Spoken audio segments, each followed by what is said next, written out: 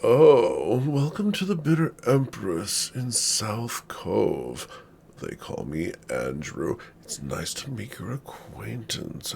You look like you'd be useful. Oh, I apologize. I'm supposed to tell you that the following video is from the Geomeric archives. The video quality is poor. The production value is bad. But just like the guests upstairs, they asked for it. Now, the story is here. Recording?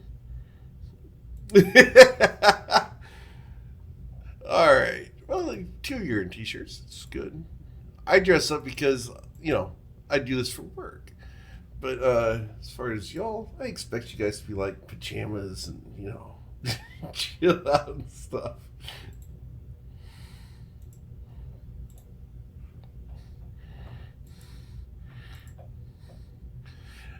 Alright. So, you guys have been adventuring out in the land of Faerun and the world of Toril. Uh, Specifically working to foil a plot that has caused the desert up north to expand into Cormyr at the behest of a gentleman by the name of Gerard. He has asked you guys to acquire powerful artifacts and friends in order to stop the efforts of the Forgotten One, which goes by the name of Echifuru or Hasheth, and his compatriot Charity, who just so happens to be related to Anita. To that end, you guys decided to go and try to get the monocle of Bacthalos, but it had been stolen. You guys are on the chase for the monocle and currently have stopped in the town of Iriabor, right about here, where Cass has met up with some old friends and done a couple jobs. There's a lot to do here. So last week you guys kind of did a bit of a shopping episode, did a little bit of exploration, got some tattoos done, and had a little bit of a mystery where Silas just kind of disappeared from among your crew without much of a trace other than in a cryptic message of, we'll have him home by morning. And it's the next morning, and Silas comes walking up the gangplank onto the ship.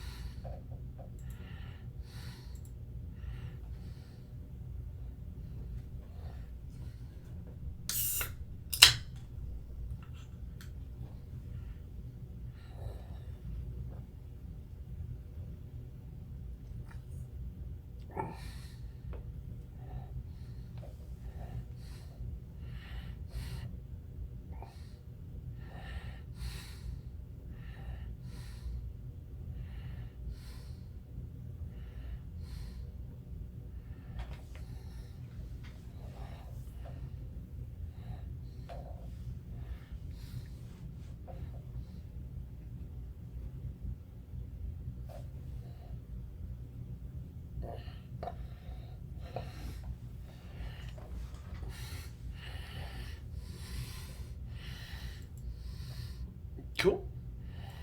So as you tell the captain to set sail, they start throwing the lines off the ship and start getting ready to disembark. You do see that tower off in the distance, and you realize, might have been a lost opportunity.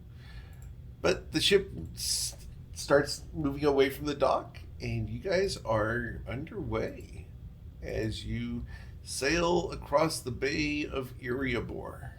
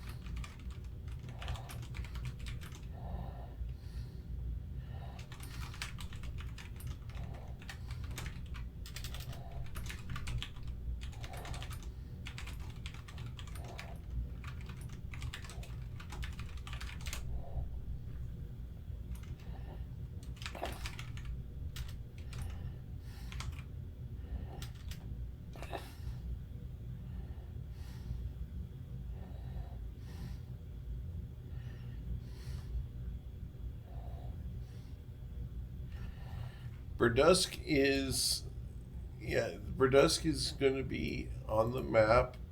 If we look right here, this is Burdusk here. This is, sure.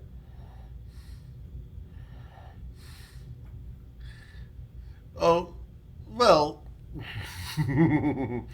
the the whole area ranging from as soon as you leave Erebor all the way up to the edge of the Reaching Woods is lycanthrope territory. To yeah, yeah, to once you reach out past the Reaching Woods, you reach the Fields of the Dead. And then you're talking all of the undead creatures, and Fort Morning Lord is dab smack in the middle of that. So, yeah.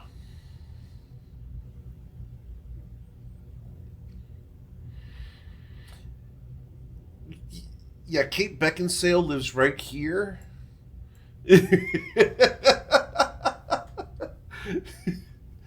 From Underworld.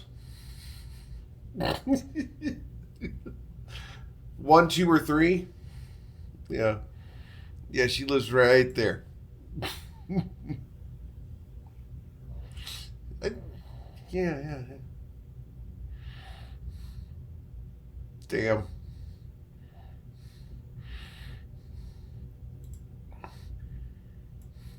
I don't know, man. She's. I think she would be a handful.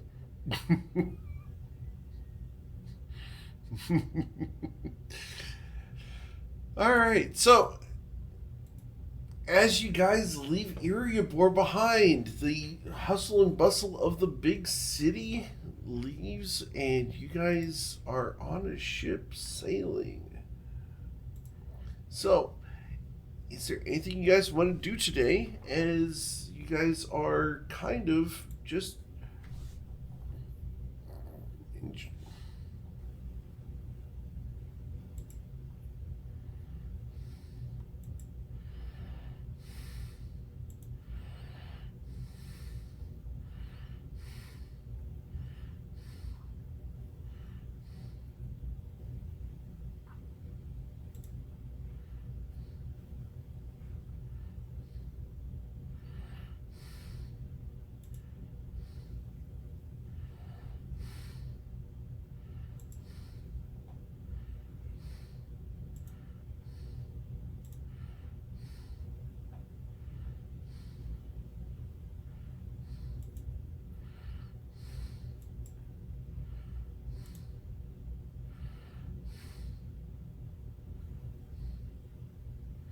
Sure.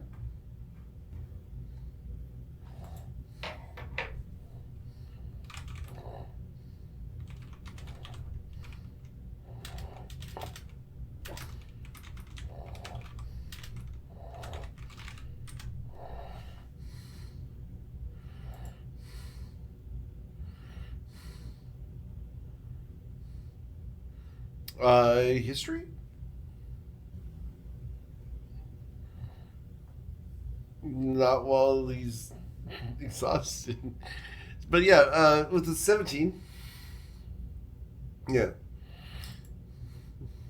So, yeah. So, with the 17 history, you haven't heard of many cases of memories and the intellect of the individuals being replicated. Most of it's the personality and observed traits of an individual.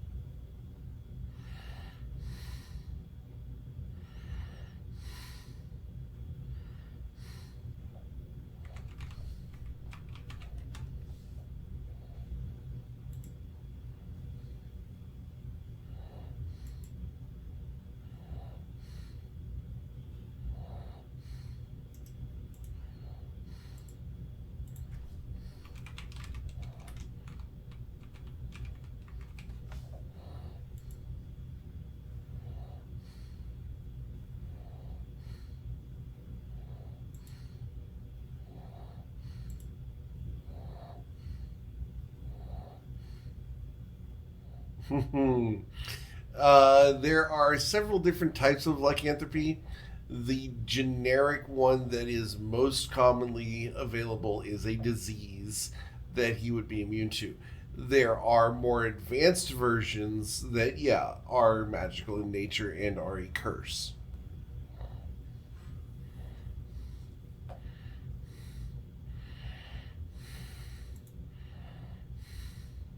Mm-hmm.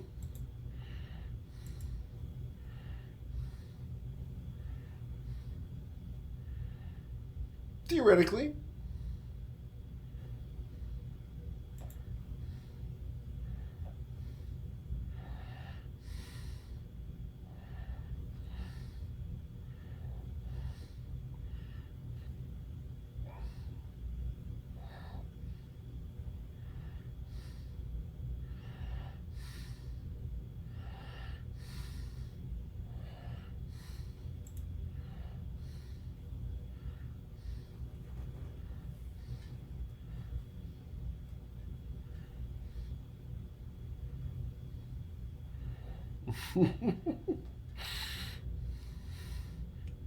You've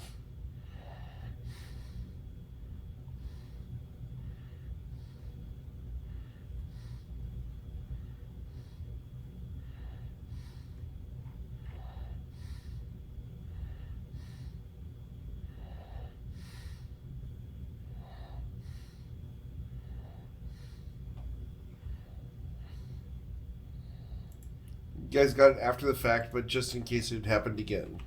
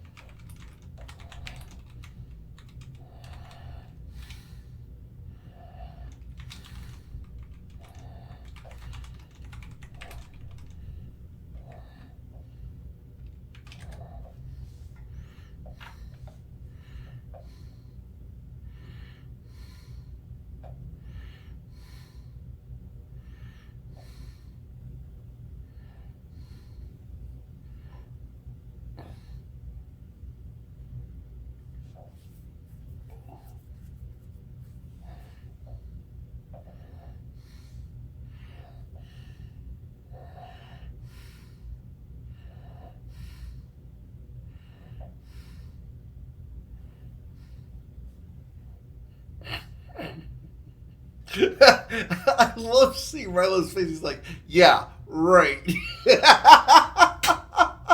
That's total crap right there.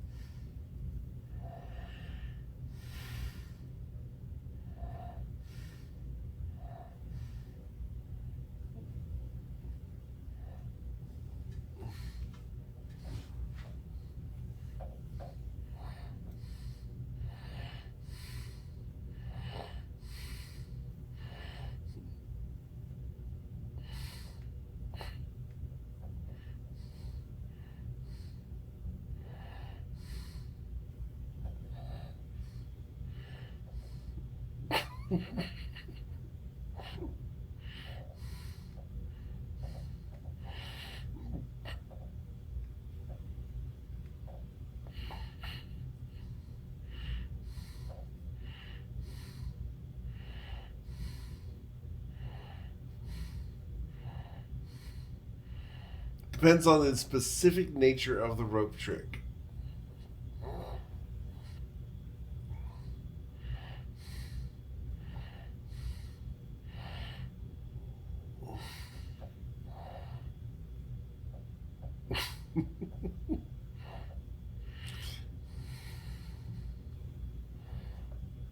Yeah, you guys are just sailing along.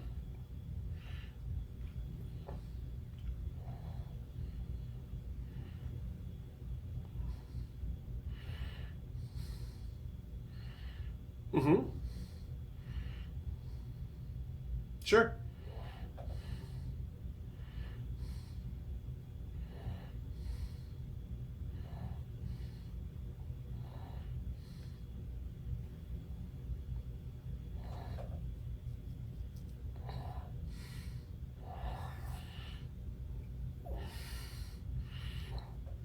For based off of the information that Jewel Talandum gave you, once you guys get past Burdusk, which is right here, that's where it kind of switches into the you have no idea what's coming, so be ready for everything. This is also where the Harpers are headquartered. So they headquarter there so that they can keep an eye on high profile vampires and political dealings because Burdusk is the jewel of the of Faerun. It is a very wealthy town. So once you get up here, you're dealing with just the wild vampires and wild werewolves. These are not going to be your high class, high talented ones. These are going to be the feral ones. Once you get into Fields of the Dead, you're talking liches that take vampires and are like, "Hi, you're my playthings." So, yeah. Liches are not commonplace for the most part. They tend to be more common in fields of, not fields, but large number of necromancers. So whenever you're dealing with Thayans, which are the Red Wizards of Thay, you're going to deal with a lot of liches there. If you walked into Thay and you're like, are there any liches? You'd turn around and you'd see like 10 people raise their hands. It's no, there are many, many liches. Yes, we're not talking Baba Yaga. We're talking fairly common as far as necromantic arts go. And when you go to the Fields of the Dead, where entire armies lie completely decomposed, there's a pretty good chance there's going to be a ton of liches there and a lot of undead forces that you guys have never seen or heard of as players that I get to play around with as a GM, and Rylo's going to be like, "Oh, I remember this." So, be ready for the Fields of the Dead when they come. That's going to be a ton of fun.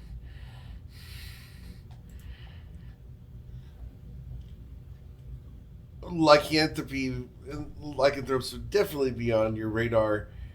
And as you're asking, could be. Well, people would people typically have purposes, and I hate the concept of as a storyteller of, oh, bad guys are attacking your ship. Why? No reason. That makes no sense.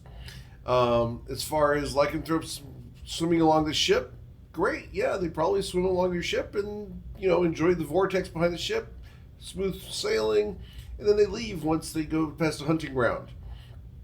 They have no reason to attack your ship unless they want to take over the ship or something. Yeah, one werewolf versus the ship full of people.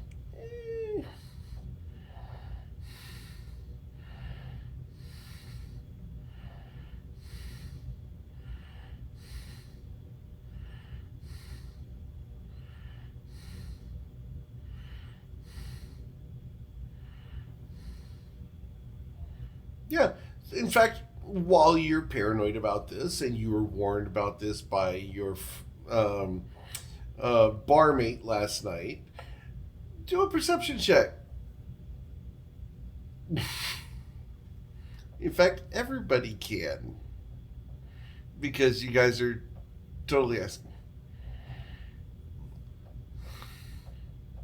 Okay. All right. So, Rilo is deafened? I don't know why he's deafened. All right. Let me send Liam a note.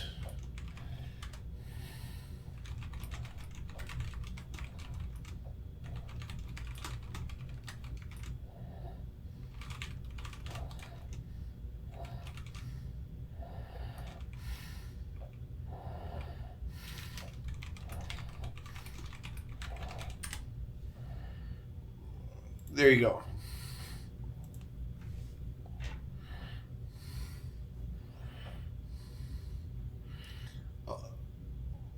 That's from looking around right now, and they are going in various directions.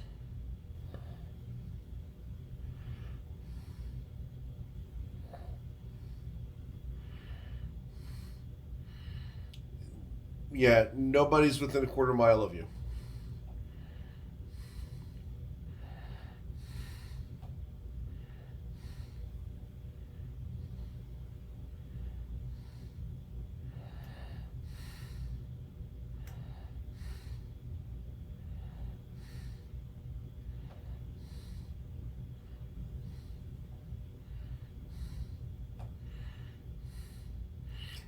There's a variety of flags. There's a whole bunch from Erebor, people going to Erebor and from Erebor, but there's people from Burdusk, there's Baldur's Gate, you're going to see a couple from Neverwinter. Um, just, it's a veritable parade of people going to and fro. Do you want to approach any of them?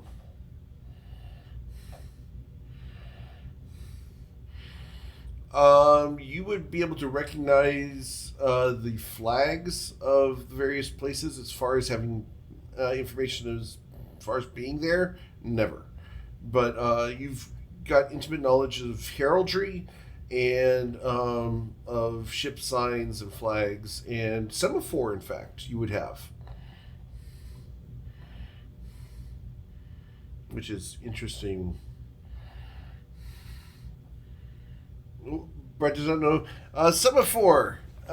What you do is in the navies of the world, they have a set of signals where you have two flags. I believe they're both orange, and the different positions where someone holds these flags means different things.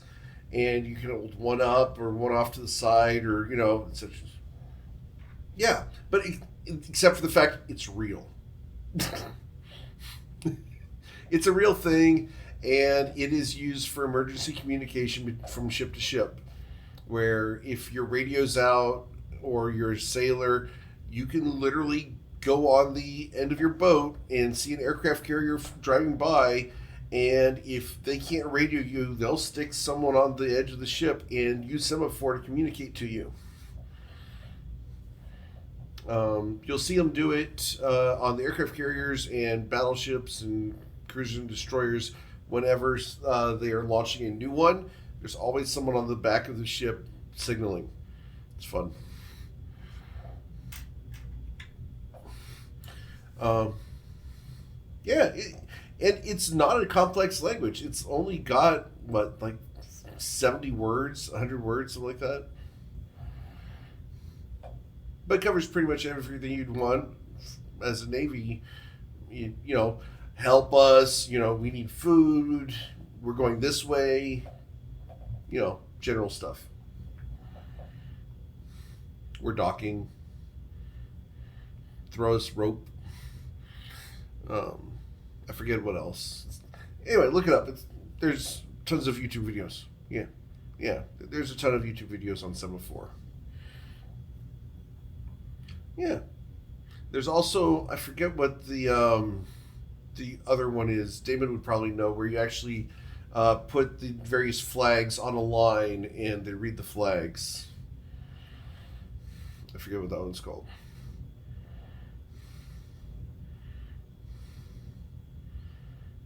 Yeah.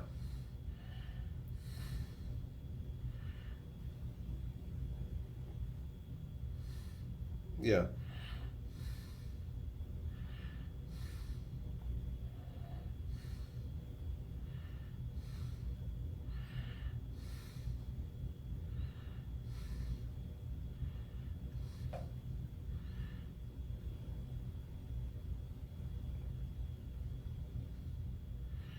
You are on a galleon because you guys fought really hard to get a fancy ship with multiple floors, a private bar, individual quarters, and a butler and a captain who has her own quarters. This thing is a very fancy ship. It's worth probably more than all the gold you guys have combined earned during this entire adventure.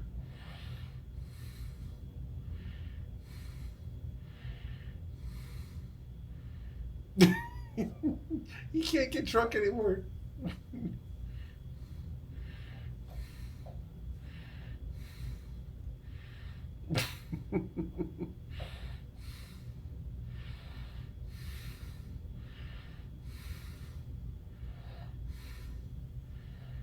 Mm-hmm. All right, Conkeen Stormhammer.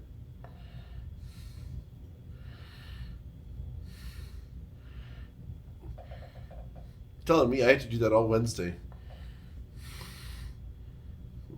They heard about him. Yeah.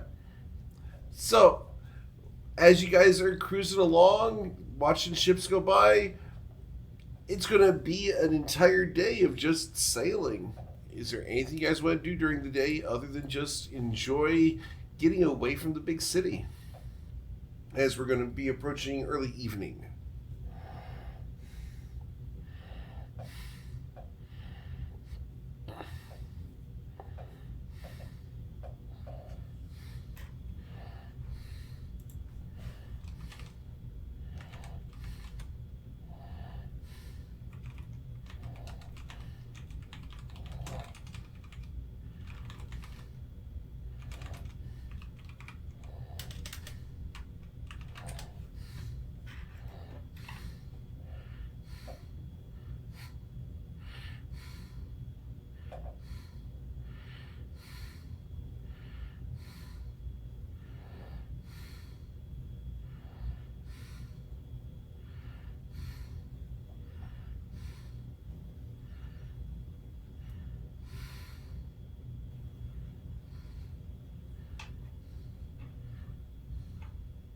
Okay, cool. So yeah, you guys practice and everything. Let's go ahead and get a wisdom check from Cass as she tries to learn maneuvers. Yeah, you learned some stuff. Yeah, we'll put a little check mark on that. Developing some skills. Not gonna get it immediately, but if you keep practicing, maybe you'll get it in the future. You could probably do that short rest now as you're sailing along, Silas. So, during the course of the night, absolutely not. Yeah, let's go ahead and do that. Be fun. Let's just beat a 10. Yeah, you're fine. One night of partying never hurt you. All right. Well, no, not too badly anyway. You just turned into an aboleth.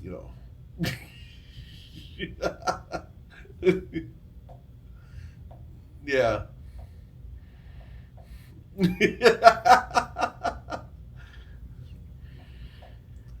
So yeah, you guys will continue sailing. The ships pretty much disappear for the most part. You can see a couple of rafts and a couple smaller boats going in the same direction you guys are going, but most of the different craft are, either anchoring down for the night or they are making it to the port that they want to be at. You guys want to continue sailing? Okay.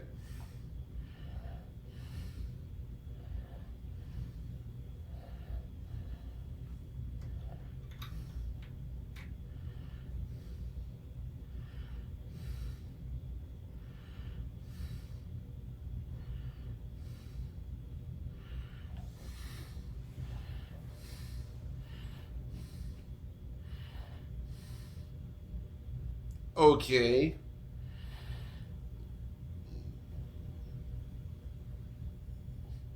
Okay. Okay. Cool. So, as a scene out of competitive tag, you start running around the ship looking fairly dexterous. Go ahead and roll your acrobatics.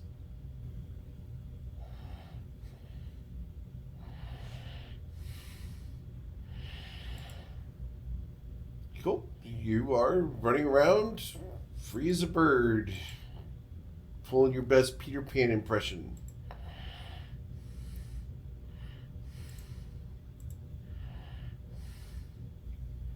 Mm-hmm.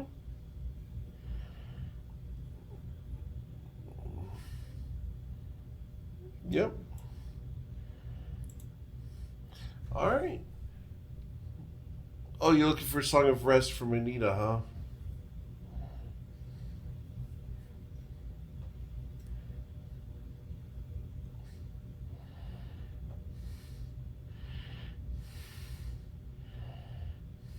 Okay. So we're not playing Jimi Hendrix or anything like that. Anita jumps on the prow of the ship and goes to town, yeah.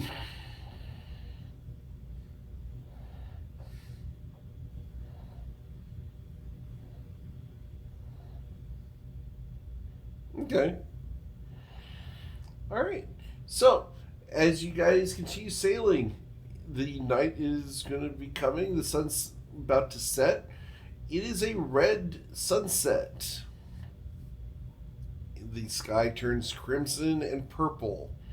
And as the sun begins to set, the captain is in a good mood and asks if you guys want to continue sailing or if you'd rather anchor in for the night.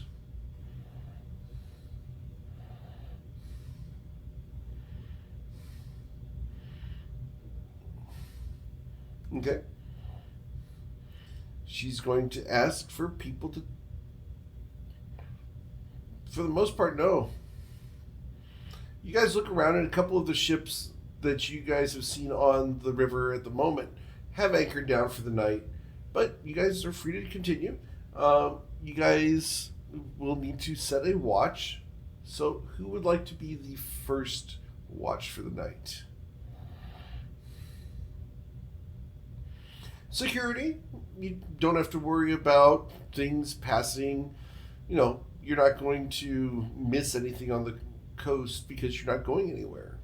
All you do is you sit there in the middle of the water and enjoy your night's rest.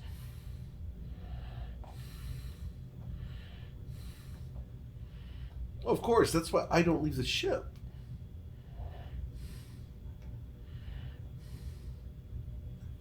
Okay.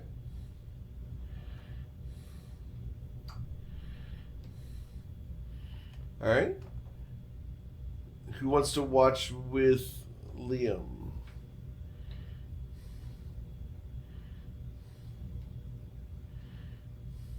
Okay. So Rilo and Liam, you guys are sub for first watch. The rest of you guys are welcome to go to bed. As you two are left in charge of the ship, the captain herself is going to go below decks to take a nap. Anything you guys want to do as you guys start up? Let's go ahead and get perception checks from the two of you as you guys are on watch tonight. Awesome.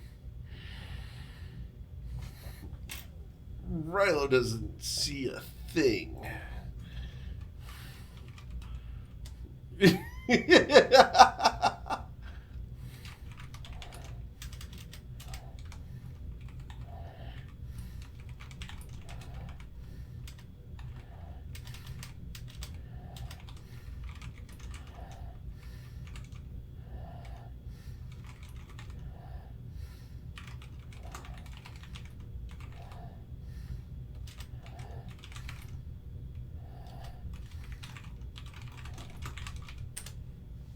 Okay, let's go ahead and roll a couple medicine checks.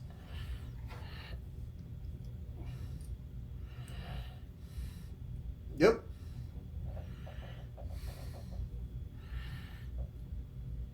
Awesome, got it.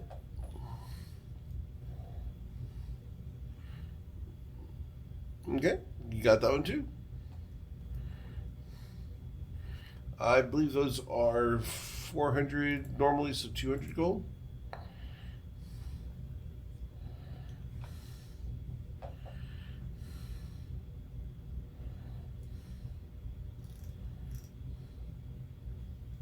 Mm-hmm.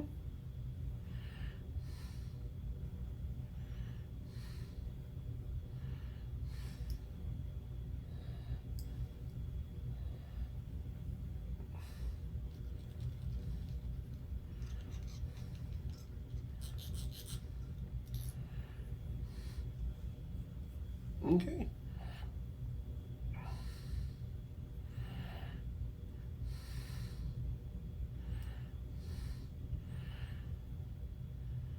As you guys are on watch for 4 hours, the fog is going to start to roll in, and it's very thick fog. You're not going to be able to see any other ships or any other rafts or anything in the area, short of right next to the ship itself.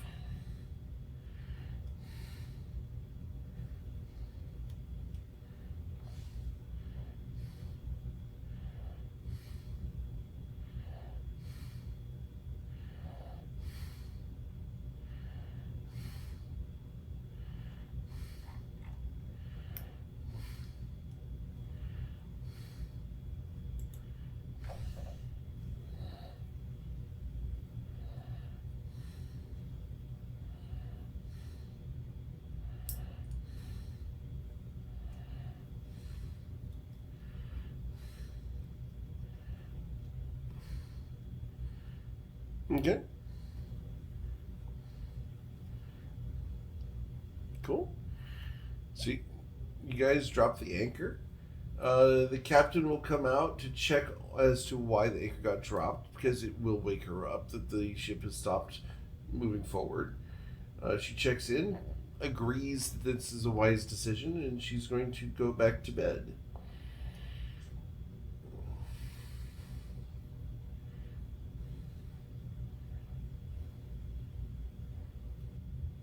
Roll a perception check.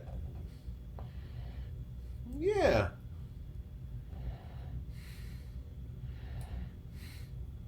Yeah, you'd wake up.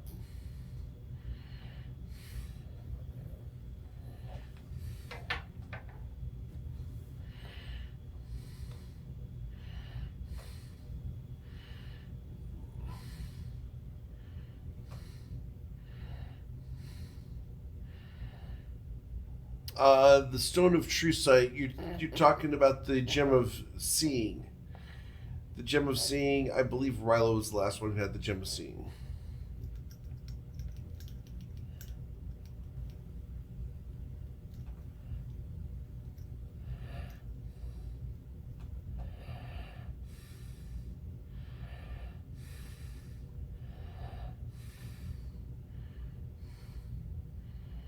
It blew in slowly.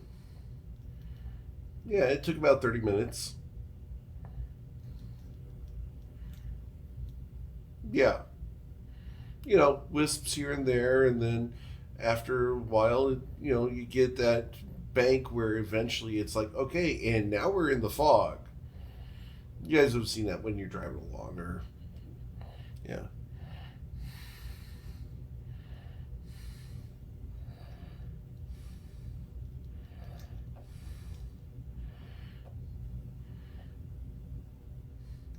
Well, if you had someone awake who could cast detect magic, you could probably try to find out. But he's currently sleeping quite soundly.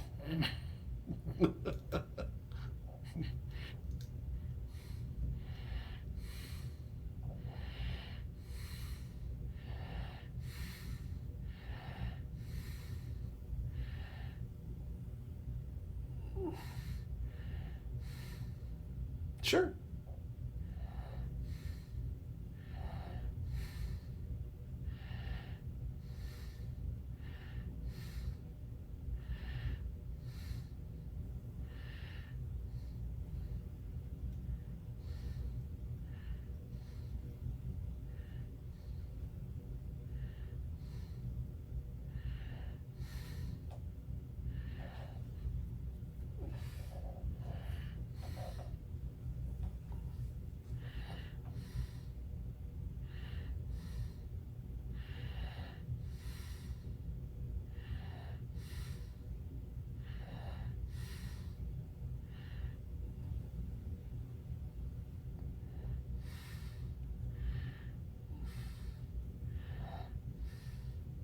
Okay.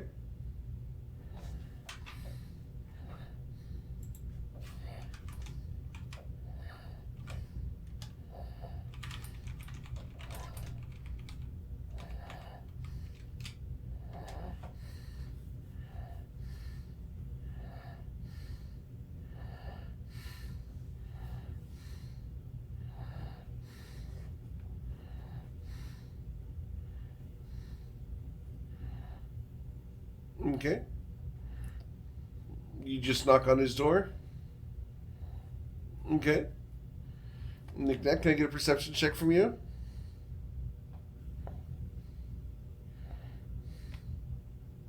Yep. Nick Nack does not wake up. Oh, his door is absolutely locked.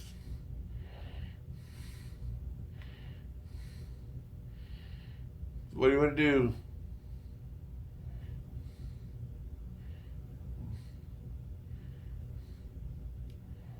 There's no response.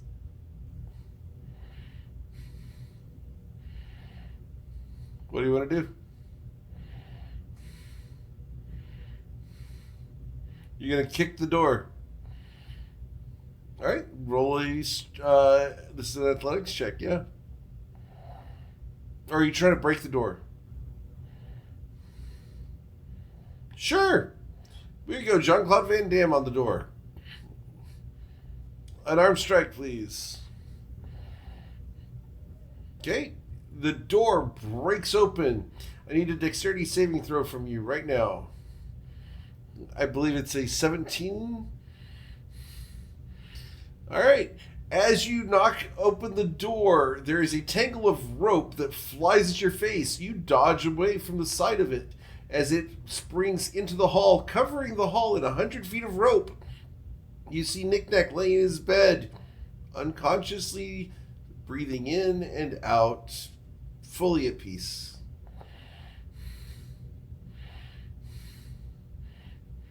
At this point, Nick Nack, you're going to wake up.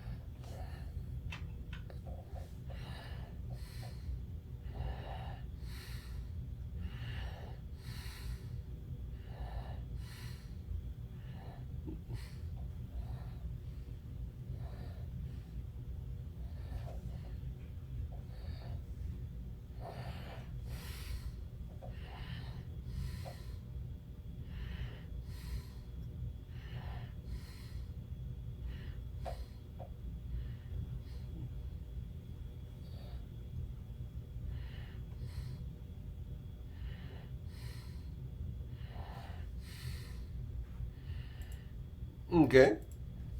As you take the time to detect magic, you detect a form of magic. It's not very strong, though, and it's not within 100 feet of the ship. The fog is not magical in nature.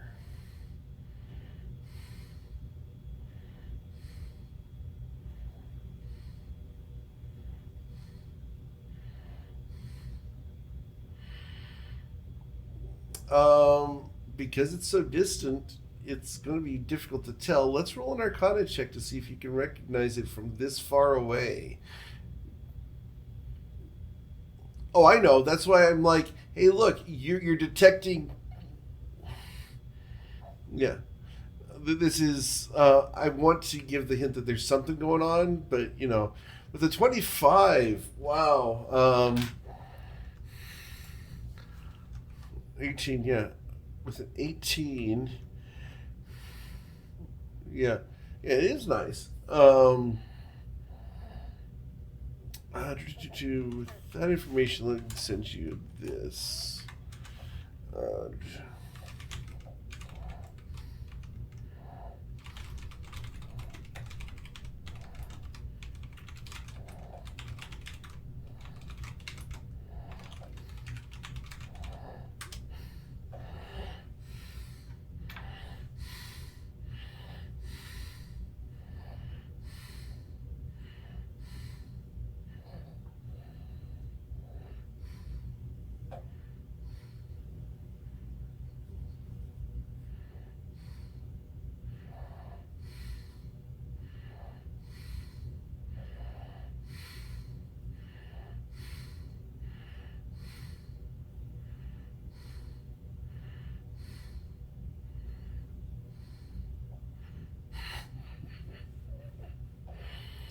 yes, I get the reference. It's not worth inspiration, but I get the reference.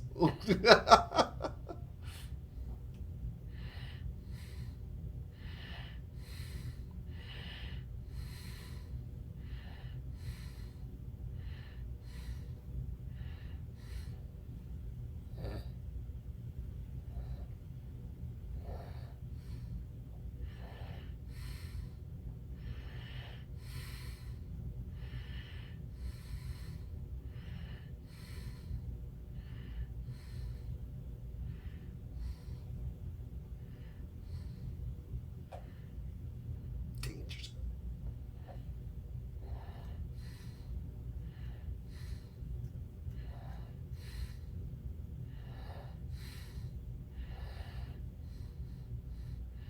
Castaneda, are you guys waking up and joining the people on deck?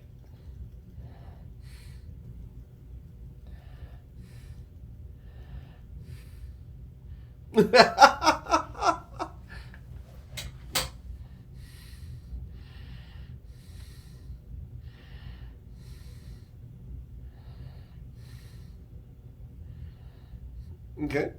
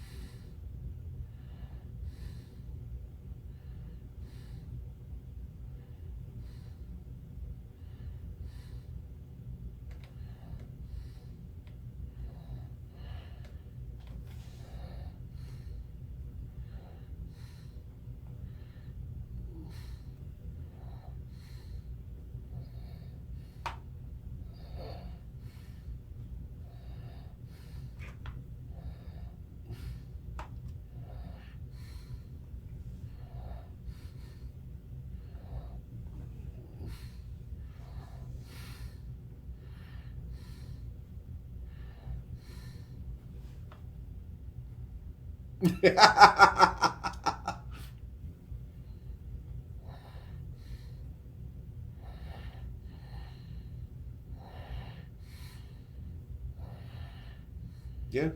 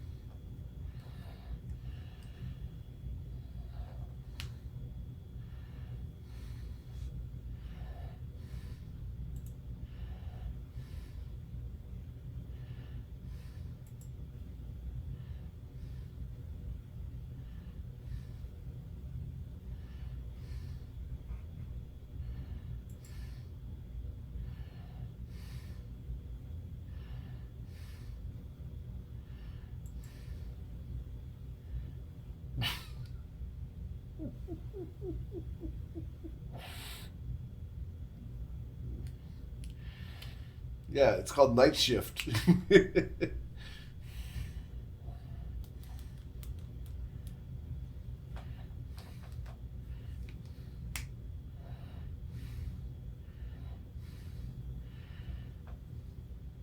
I called it night shift.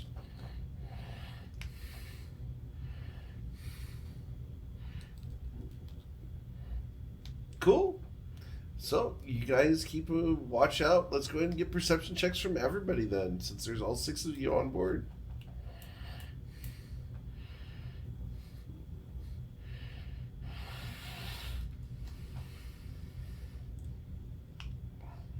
Cool. You are, yeah. Yeah, you guys will go around the ship on a regular basis, checking over the side, looking at the anchor chain. The anchor chain doesn't seem to be moving at all. You guys look at it, it is dead set, exactly the same angle as when you guys set the anchor. You see the water from the river flowing past at the same rate as normal. Nothing out of the ordinary.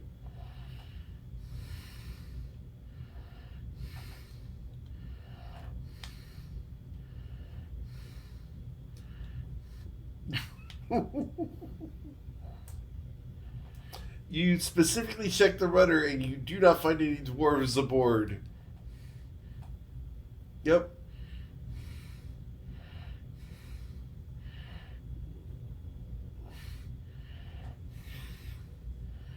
Okay.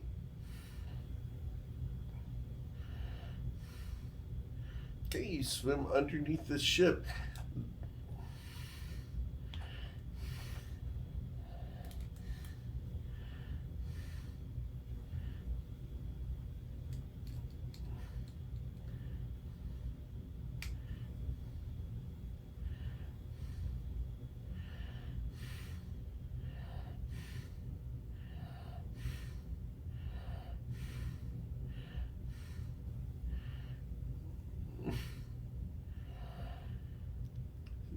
As you go, un- as you go under the surface of the water is murky. There's a lot of mud and silt in the water. It's hard to see further than 5 feet.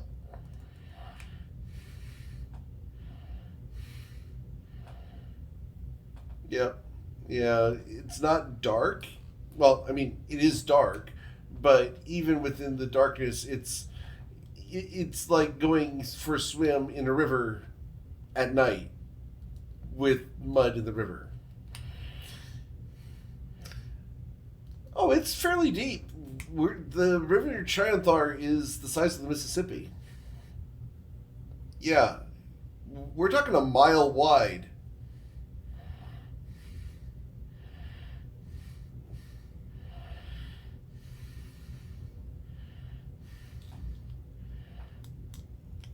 Yeah, interesting, isn't it?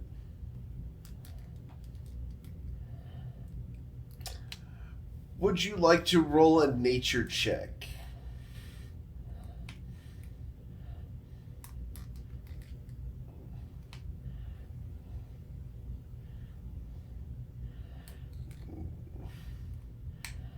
The current seems normal. Knick-knack.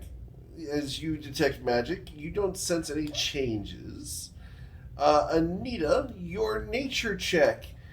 Remember, it was winter a couple of weeks ago. The snow melt has started.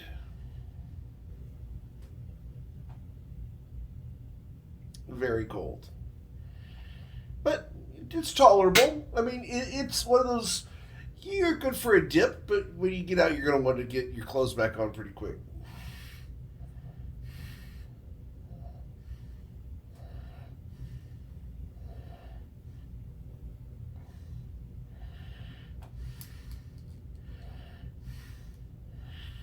As someone who's done something really stupid in my lifetime, I went on the Yellowstone during snowmelt, and they kicked us out of the raft during Class 3 rapids with just life jackets. That is fun and frigid.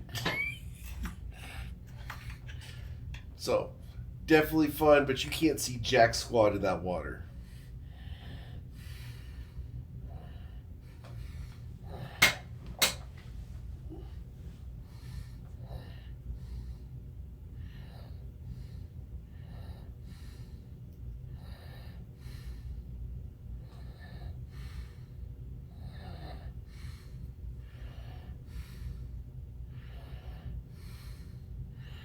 Okay. So, you guys will spend the rest of the evening checking around the ship, being fairly cautious for a good cause. You guys aren't used to seeing fog at night. The captain will show up around 6 o'clock in the morning, see all of you on the deck, and report. We are near the central line of Toril, which is where the fog will normally happen. We're going to be dealing with fog all the way from here to Baldur's Gate.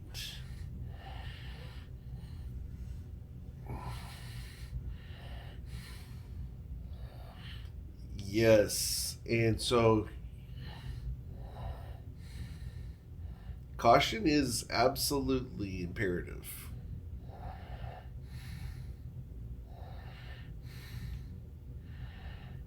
Yeah.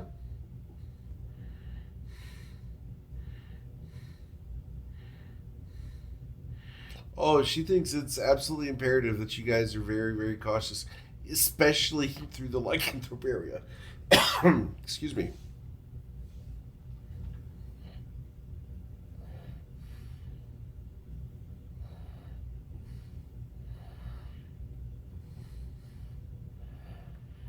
She Before you guys go to bed, she will warn you that not all lycanthropes are reliant on moonlight.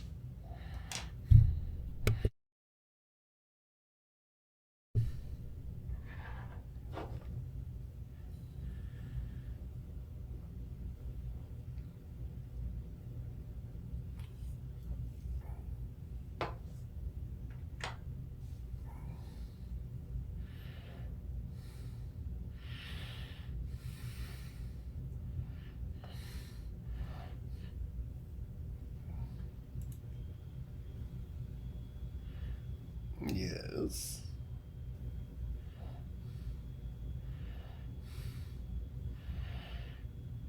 Indeed. That's why I keep this at my hip. And you look, she's got a different pistol on her hip.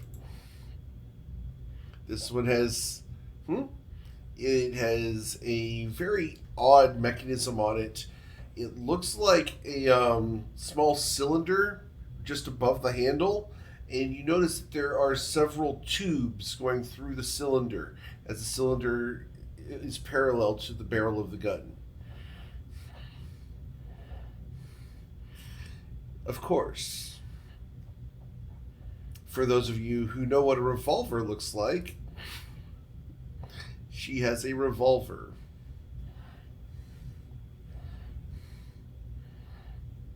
So, you guys going to go ahead and take a nap? Who's going to stay up with the captain in the morning? Okay.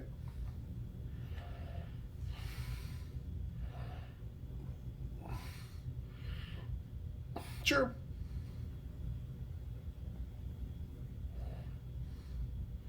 Yeah, you. Yeah. As opposed to mending, there is a new lock on the door. It is not a repaired lock. It is a new door jamb, new door, new lock. Mm-hmm. Yep. It's got the Conkin brand name on it. Yeah. So, you guys will continue going through. The fog will lessen a little bit. You guys will be able to see a good 200 feet away from the ship. You won't be able to see the banks.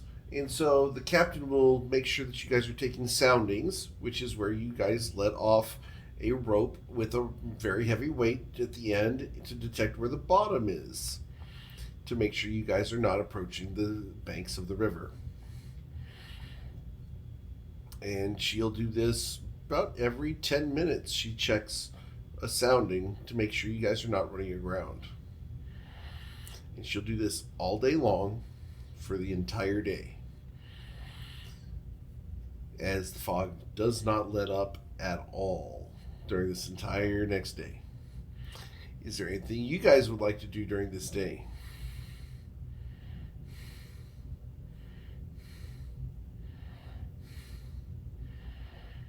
We can certainly do soundings throughout the night. It just takes measuring how deep the water is.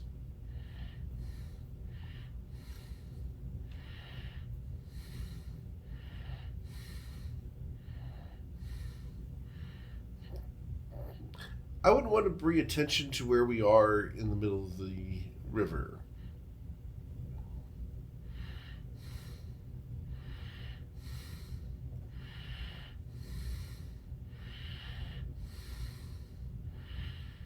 I'd rather get to port, but if you wish to stop at night or during the day, I will follow your guidance.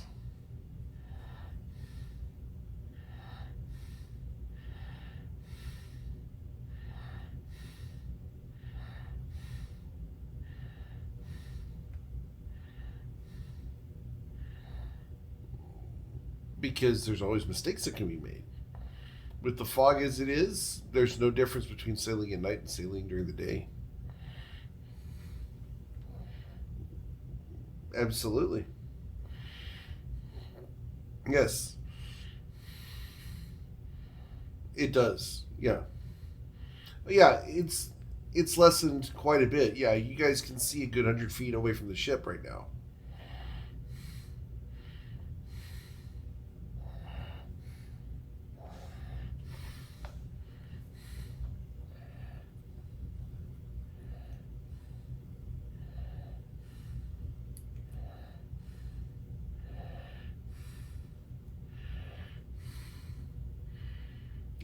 I try to go straight natural if possible.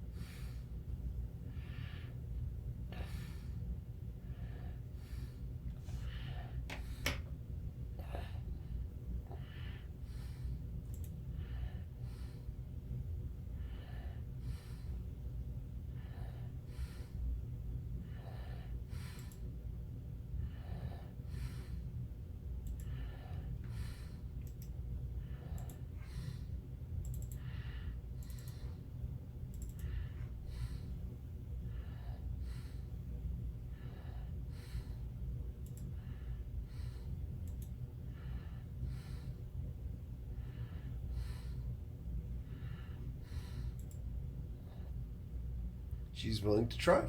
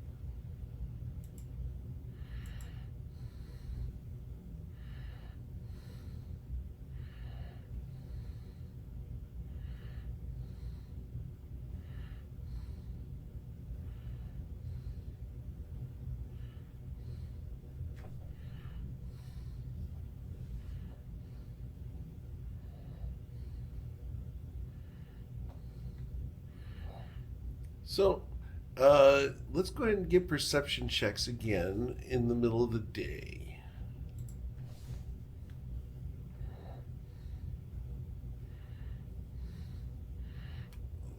They're seasonal.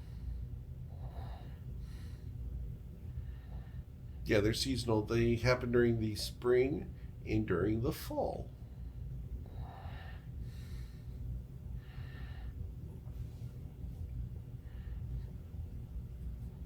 Mm-hmm. How about the rest of y'all? You're asleep? Okay. Yeah, for your watch later. Let's go ahead and do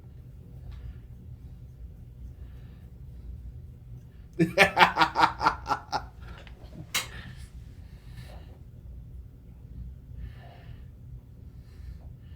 Yeah. All right.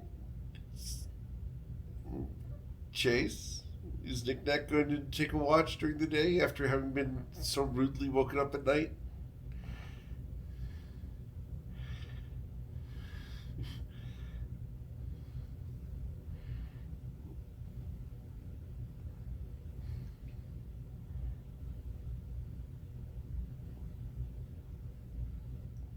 You guys were about to go to sleep. All right. Okay. Guidance on the threads of fate. And the performance is.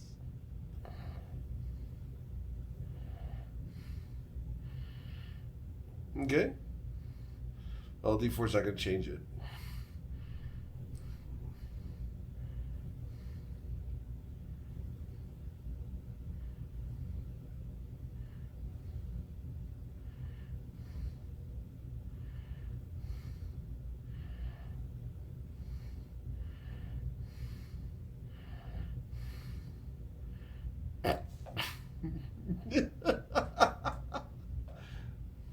All right. So Anita gets one thread of fate.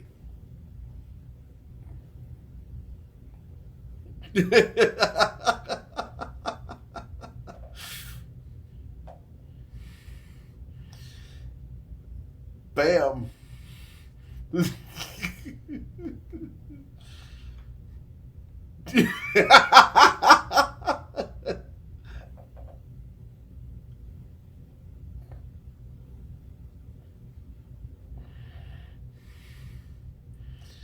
35.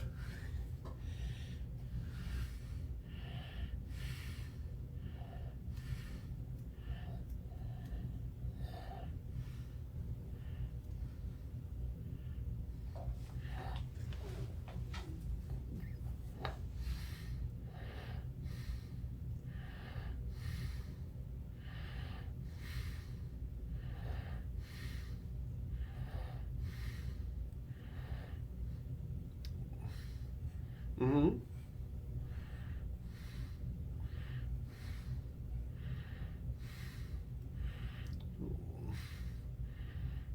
Yeah.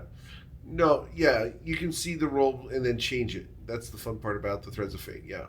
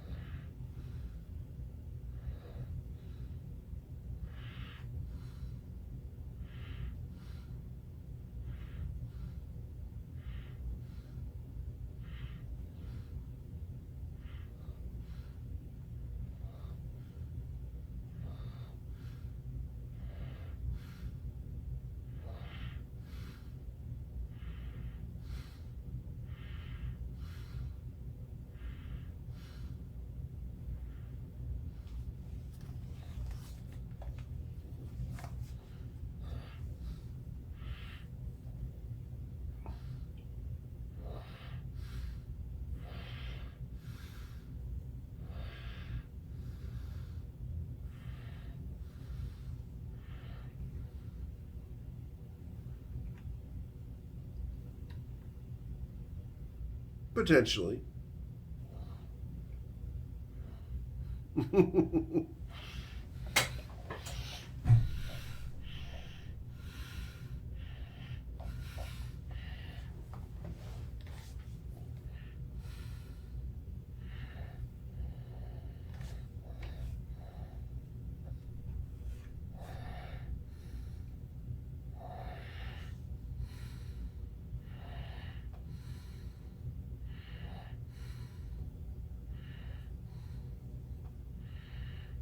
Mm-hmm.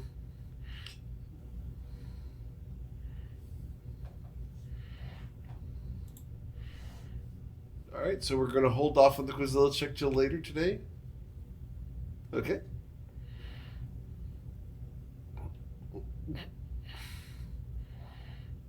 Okay. Now, is it trance for sitting lotus style or is it trance dancing?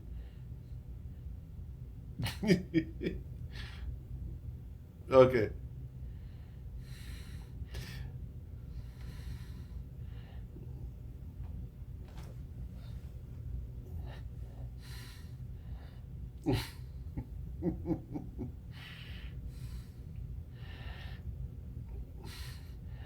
Yeah.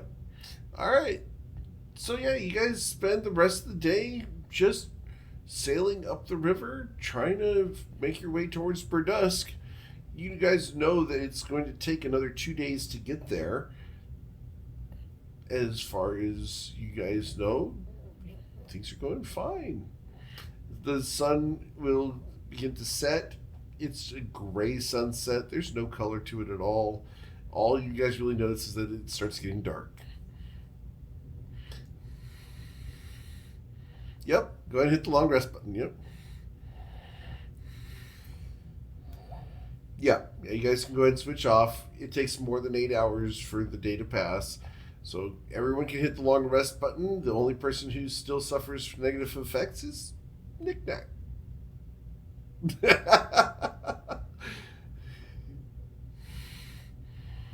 Yep.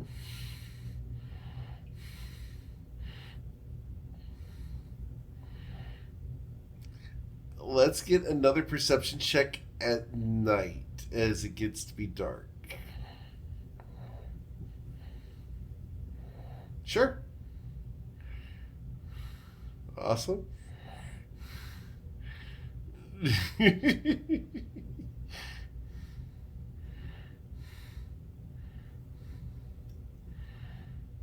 Cass is pretty tired after.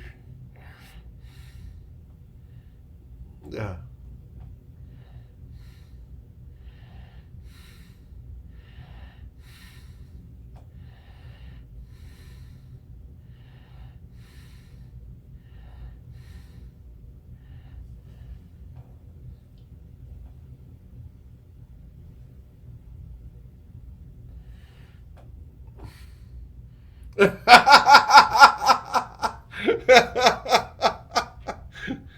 Wow.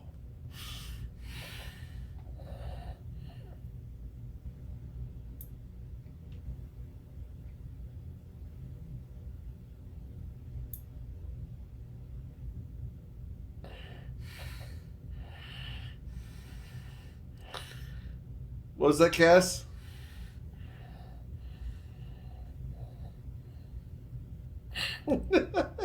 It was. Only because they were human. Mm-hmm. All right. So yeah, you guys continue through the night and continue all through the night. Get to about where the dawn's going to happen, and I know Knickknack's like, I've got to wake up. I got to wake up. I got to do this. I got to do this. I got to do this. I got to do this. So before dawn breaks, Knickknack runs over to Anita.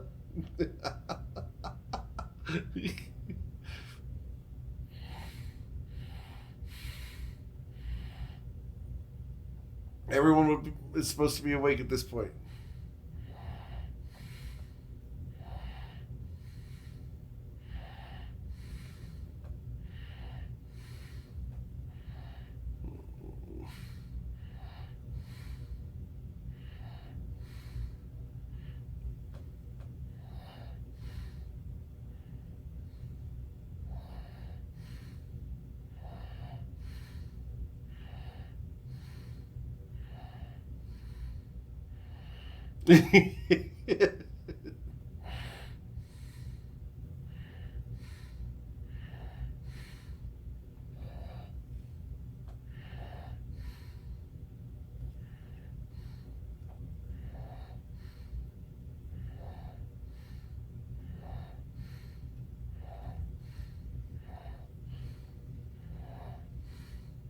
Yep.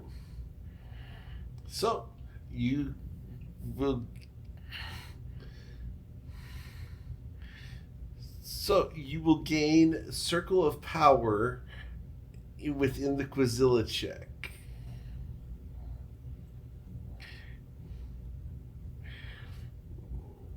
Yep. And it's at this point that you guys realize you haven't heard the water rushing past the ship for at least a little while.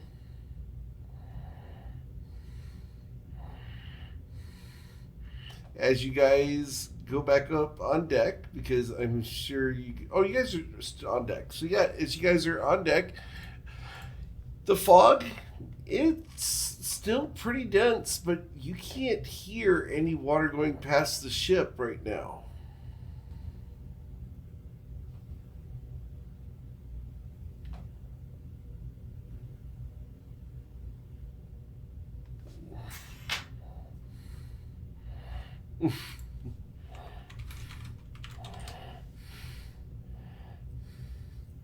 Mm-hmm.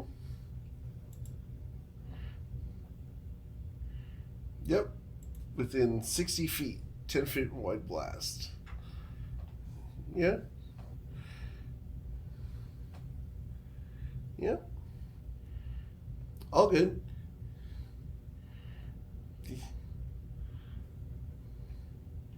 Yep. As you go to the front of the ship, waving your fan around that you were going to sell 3 weeks ago.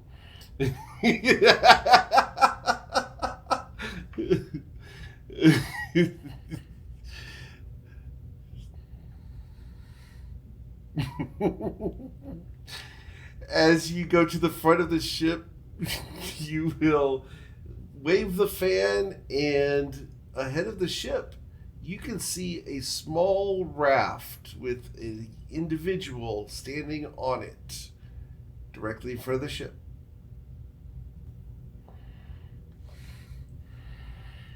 The ship, all you can see from here, because it's exactly on the far end of that distance, is you can see the raft. You can't make out anything else about the raft.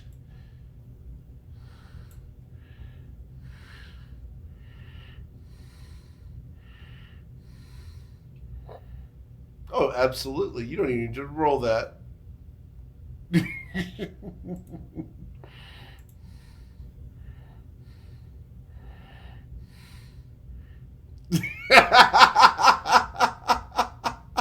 He's been prepping it for a good 30 minutes.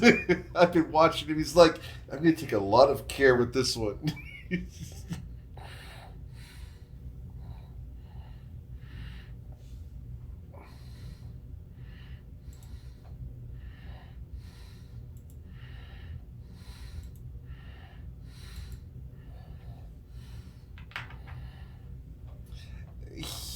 The individual that you can see just on the edge of the fog is standing, leaning on the mast with his arms crossed. There's a small sail on the raft itself, and the raft is currently crosswise to your ship, almost like it pulled in across the front end of the ship. He's leaning with his back on the mast nonchalantly, and he looks over at you guys, and you will get a glint, just a sparkle of white, as he smiles with bright white teeth.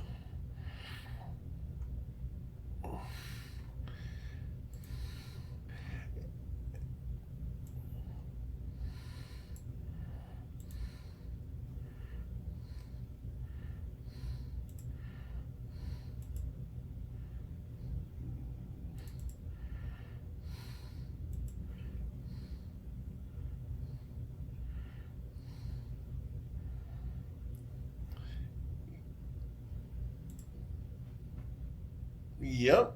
So if you go to the front of the boat, you'll see the raft up there.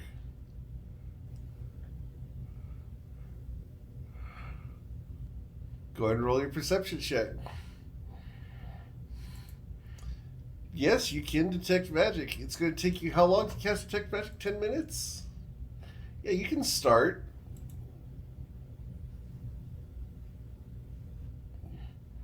You can start.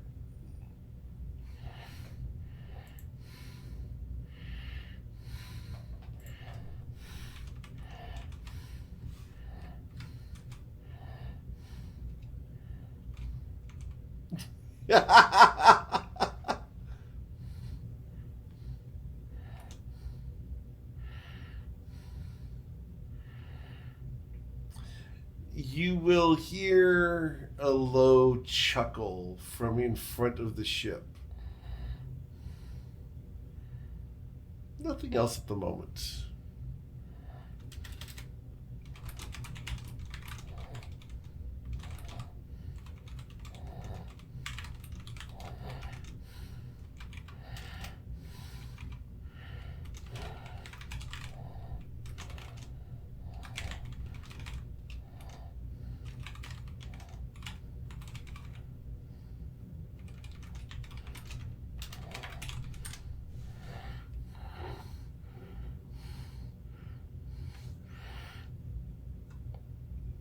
Okay. And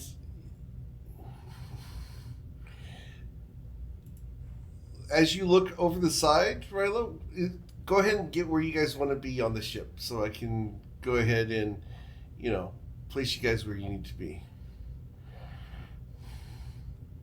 So, Rilo.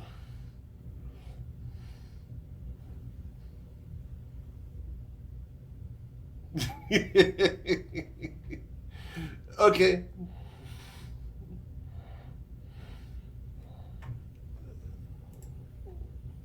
Okay. So the moment you do that,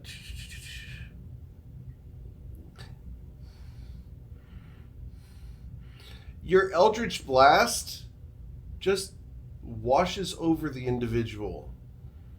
And you hear, boy, you're going to have to do better than that. Better than that amateur magic.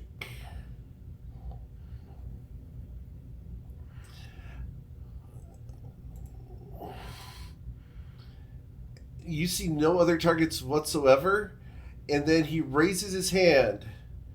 I believe we have orders to delay your arrival at Candlekeep.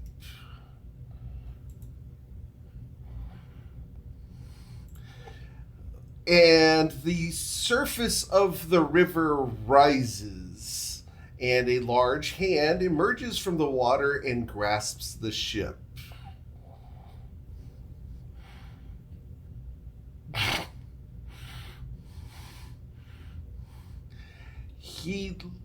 He did not cast anything just now.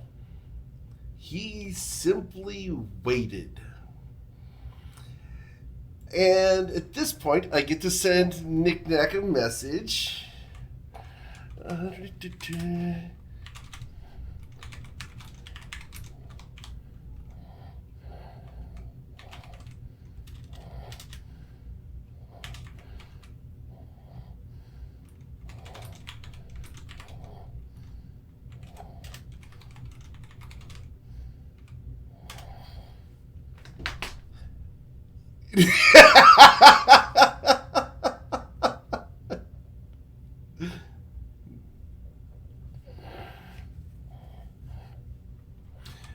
So, Nick Nack, yeah, what happened was, for y'all's benefit, because Nick Nack will eventually expound on this later should you guys survive, is every square within this entire battle map was infused with a glyph of warding and shape earth, as they have spent over 2 months preparing this.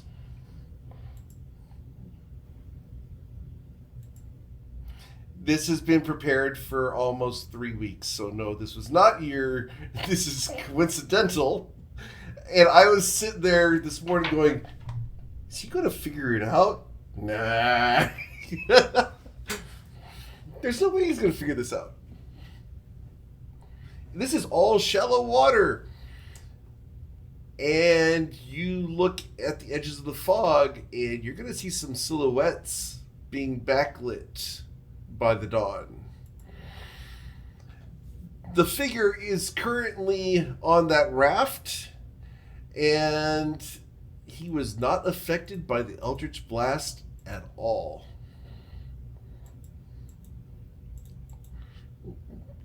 Up to you. Where you can send it anywhere you want. Correct. Yeah, if you want to shoot at one of them, you can. It's going to be with disadvantage, of course, but. Well, I would like you guys to do this wonderful thing. It's called rolling for initiative. Oh, you can keep that in 13. That's fine.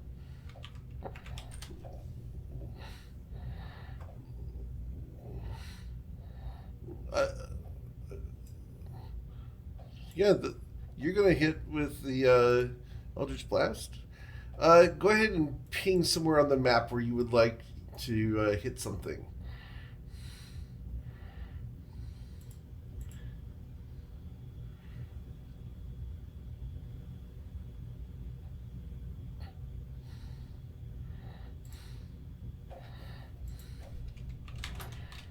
Silhouettes. Mm-hmm. Well, in the water and in the air over the fog. Currently flying over the raft towards you guys. So, general area, I'll give you a good target somewhere in that area. Yeah, I saw that. Cool. All right, so you got a 20 for 8 damage over there. Sweet. All right.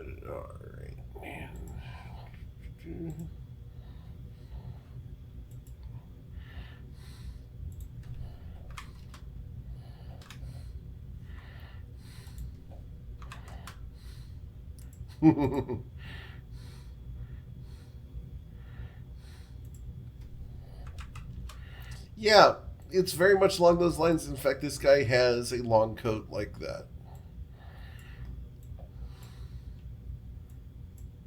All right, so Liam, what would you like to do? As a hand reaches up out of the apparent swamp and grabs the boat.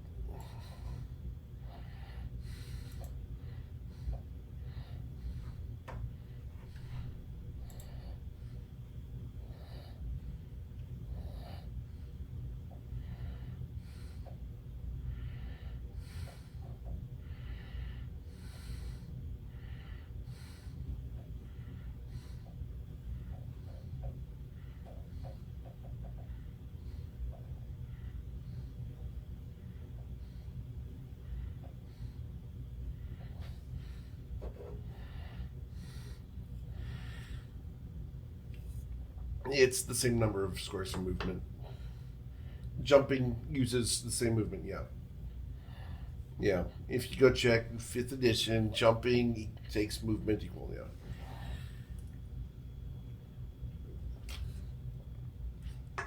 I encourage you, if you like that kind of mechanic, though, check out BattleTech, because they do have that.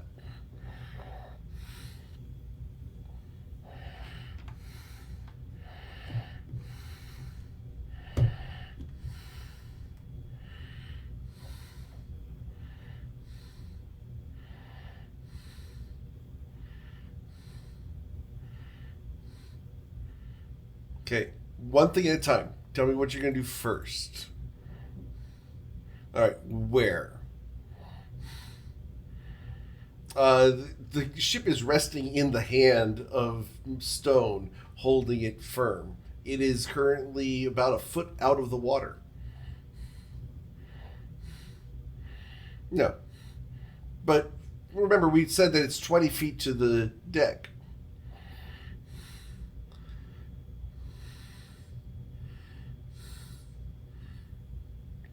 Yeah, that's free actions. What do you want to do?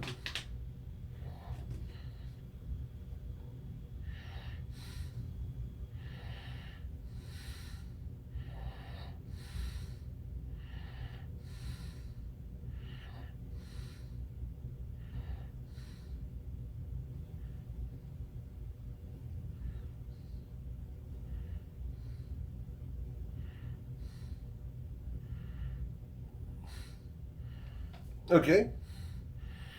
Anita, which remember, you only get one swing if it's a prepared action. Okay. Anita.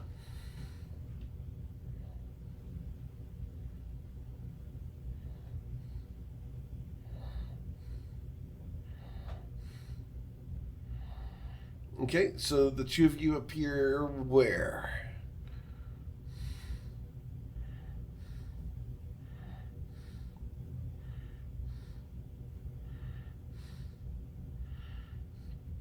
Okay. You guys teleport to there, and as you appear there, you fall because the raft and he are an illusion. And you are now waist deep in water. Oh, you're not water walking. Oh, I apologize. Bam. So, yeah, Anita, you are now waist deep in water, about ankle deep in mud.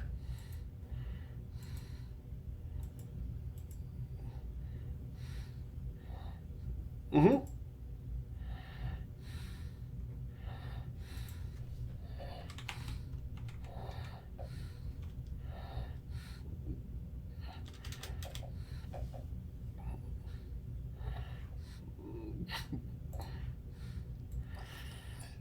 You will hear a voice. You hear a voice from around you. Keep telling you, you're going to have to do better. It is not sounding like it's within 15 feet. Big. Let's see. You want to measure the ship? We can measure the ship.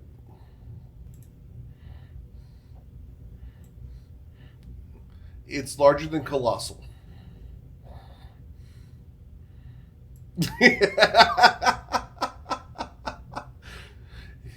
Yes, I understand what you're trying to do. Technically, your ship is colossal sideways. All right, Rilo, what would you like to do?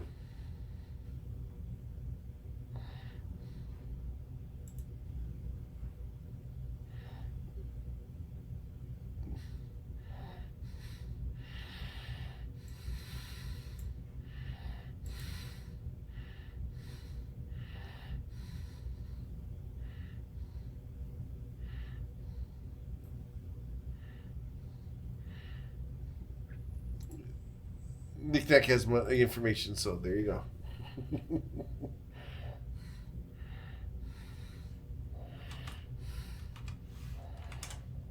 Up to you. What do you want to do?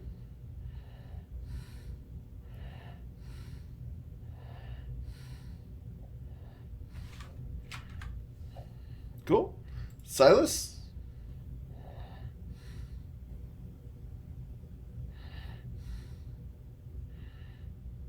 You see silhouettes coming through the air.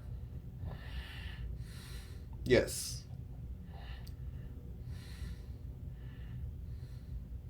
Yep. There's a lot of them, too.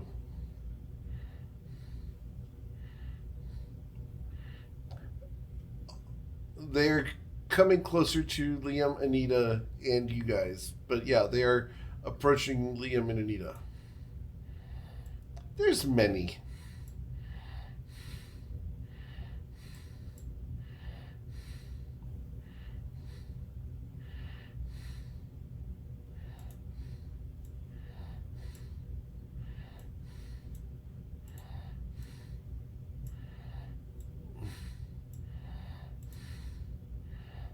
Sure.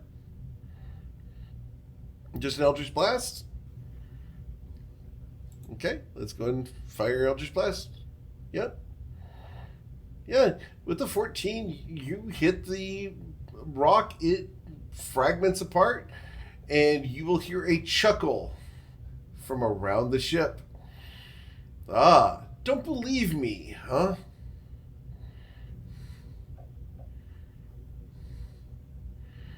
It's hard to tell. He's throwing his voice.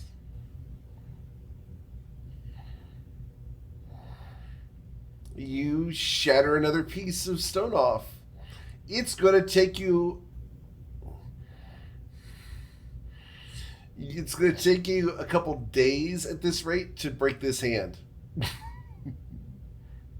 Oh, I know. Yeah. Okay.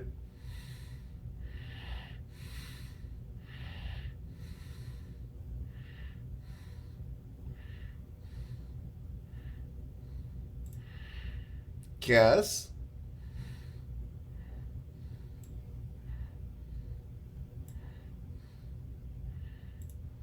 Okay.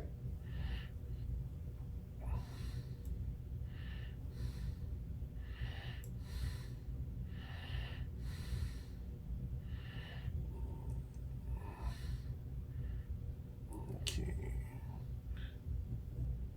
All right. I need perception checks from Cass on her way over there.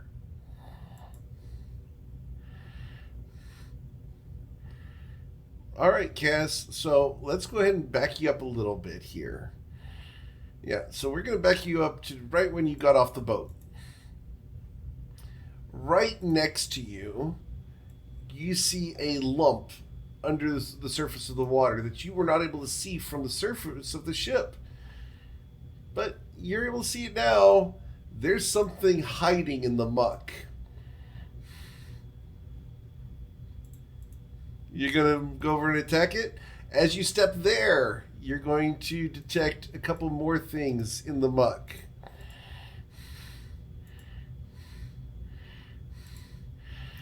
All right.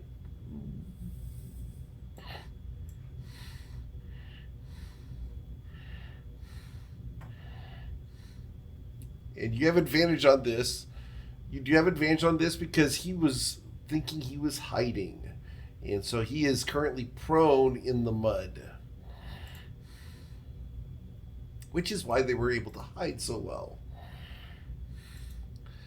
Alright. With the 17, you will absolutely hit this guy. And we'll take the second damage there because it's slightly larger. So you're going to do 29 damage to this individual. And you will stab him with your offhand for 6 damage. He growls and rises. His face is that of a wolf. He's slavering and he's not happy. He just got stabbed. Yeah, that checks out, huh? And you will hear the voice from around the ship. Fine. Ambush! Attack! And rising from the swamp, you will see a large number of people rising from the swamp. They look like large mounds of algae and debris just coming up as they push their way up out of the mud, covered in slime and seaweed. It's gross. So, we had some prepared actions for this. Nick Deck, did you have a prepared action? No? Okay. Liam, you had one? But no, unfortunately not. All right. Anita? Yeah, Anita didn't. Anita used her action. Rilo, what would you like to do? I know you had a prepared action.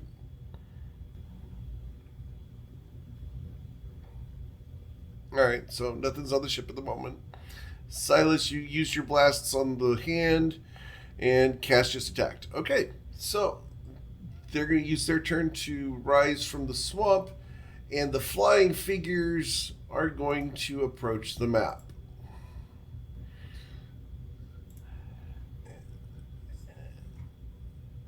Rilo, you will hear near the back of the ship a large splash as something is rising from the back of the ship at the moment.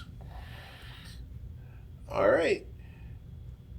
Silas, you finally get a beat on the source of the voice. He's standing on the thumb. And he looks down at you.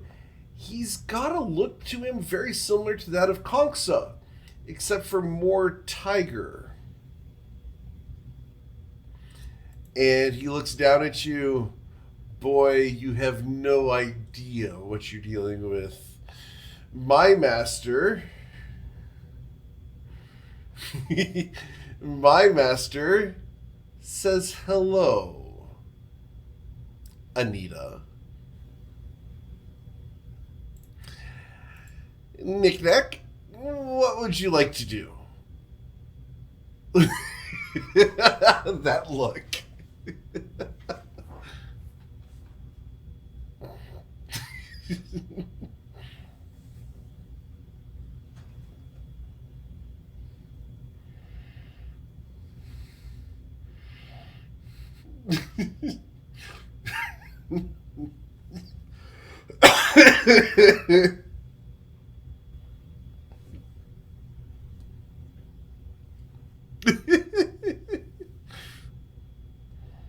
Are you going to pull a Bruce Banner and jump off the ship onto the bridge?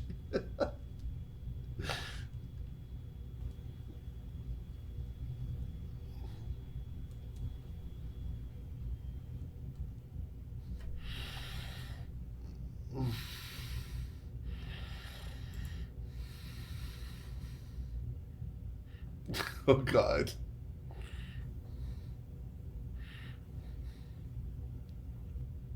Control water.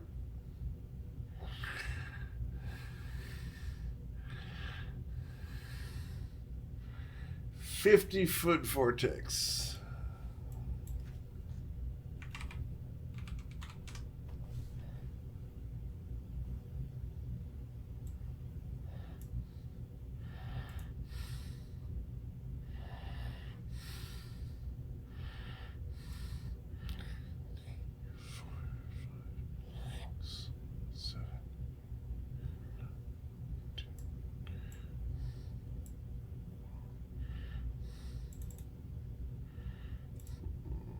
All right, so Mr. Cicelli, where would you like your vortex?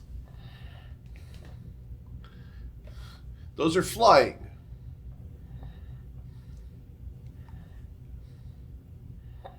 Okay. Okay. So Anita and Liam are just outside of it. Mm-hmm.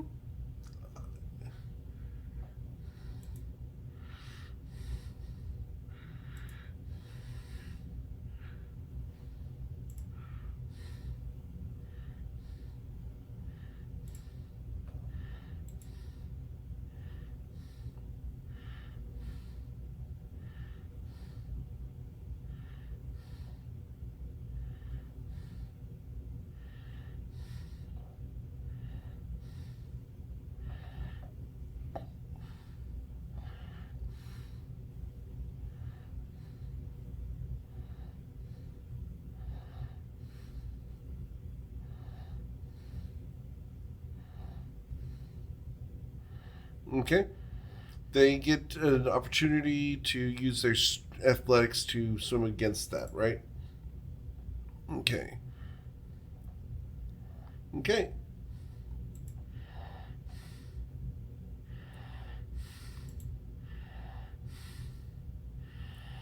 Okay.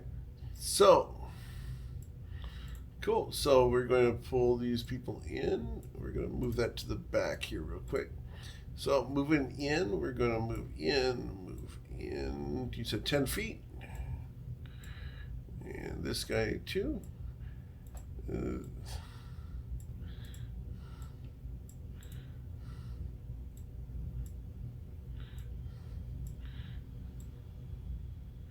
This is why we don't mess with Chichelis.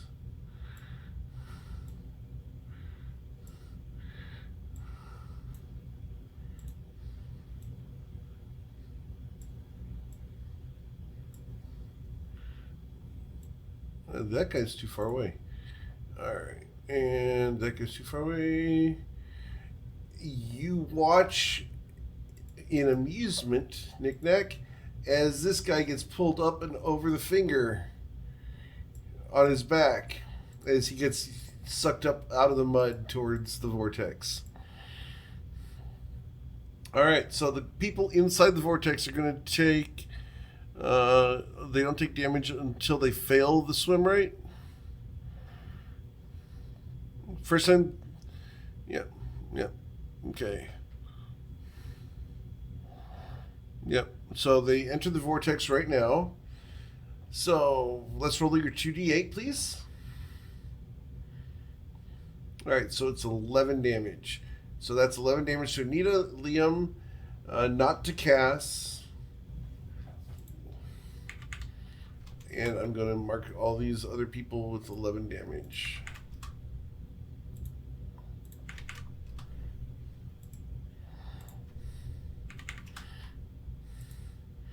Yeah, more than that. Because I think your total was 12. That guy's in there too.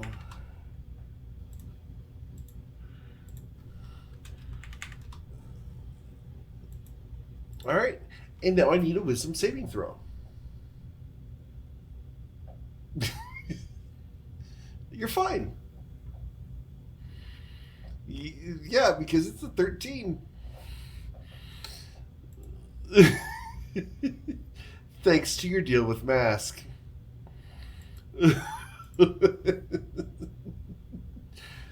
So let's see. That was 1, 2, 3, 4, 5, 6, 7, 8, 9, 10, 11. 11 times 11, so 121 damage. Yay, Nick Nack.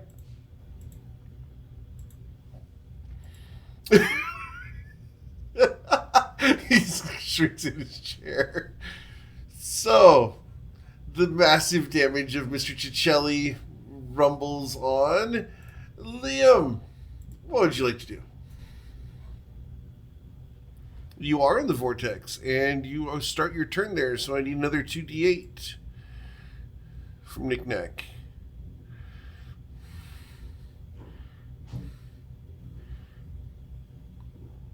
Starts their turn there. Oh, yep, saving throw, strength save. Yep, strength save. You're good. No damage. All right, what do you want to do? You can attempt to swim away from it if you want to.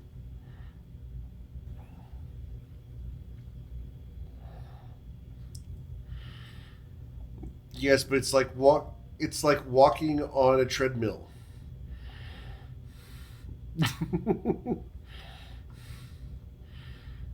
Yep. The thumb total is, let's see here, 1, 2, 3, 4, 6, 7, 8, 9, 10, 11, 12, 13, 14, 15, 16, 17, 18, 19, 20, 21 squares. So it's 105 feet to where he's standing, yes.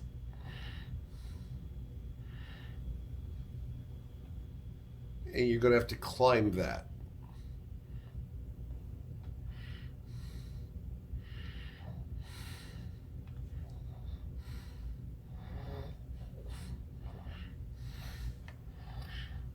Mm-hmm.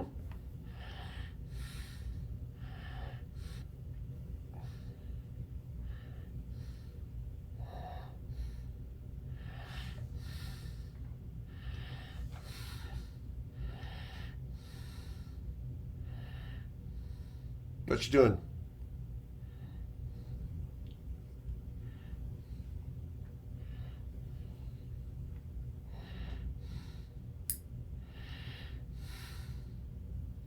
Okay. Sure.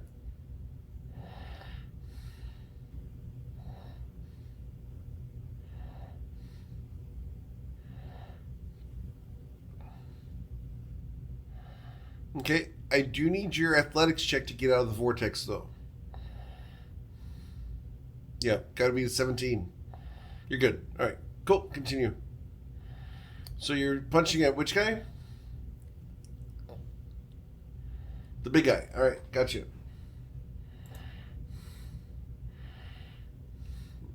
All right. Yeah, you'll hit him.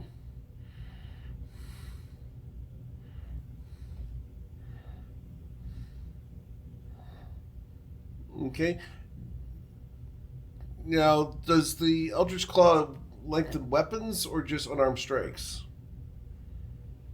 Okay, cool. Just making sure.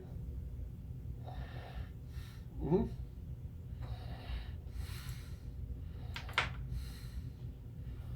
Cool. All good. Just making sure. Yep, so you're going to hit him for 15 damage. Alright. His Constitution saving throw is a 19. As he turns and roars at you, you are encountering your first werebear.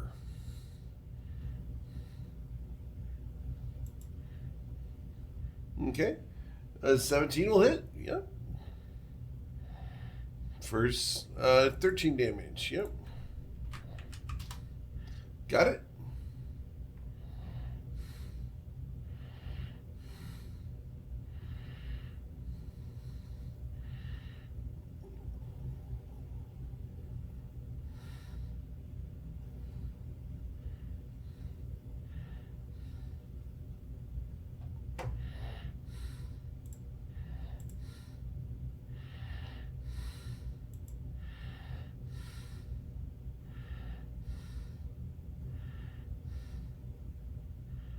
Okay.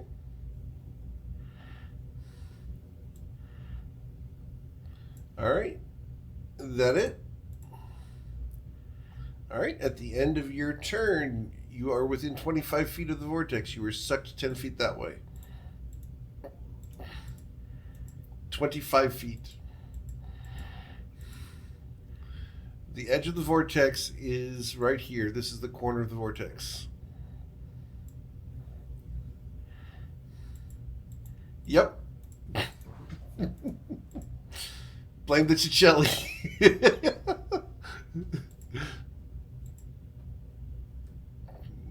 All right, Anita, what would you like to do?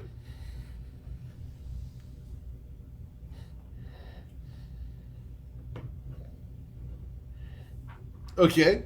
I love it.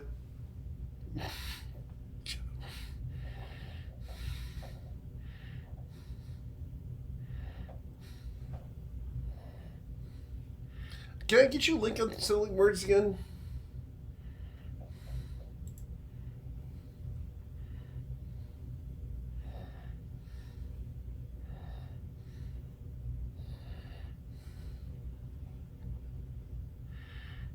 Yep. Okay. Cool. You're good. How would you like? How much is his save going to be reduced?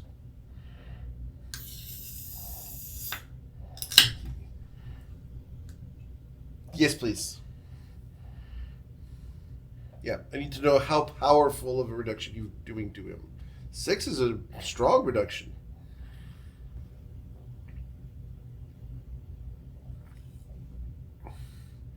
Okay. Mr. Rilo. Yeah.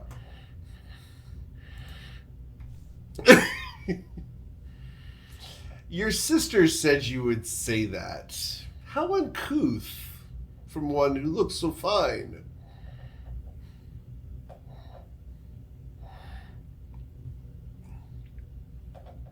I'm not known for my goof. All right, Rilo, what do you want to do?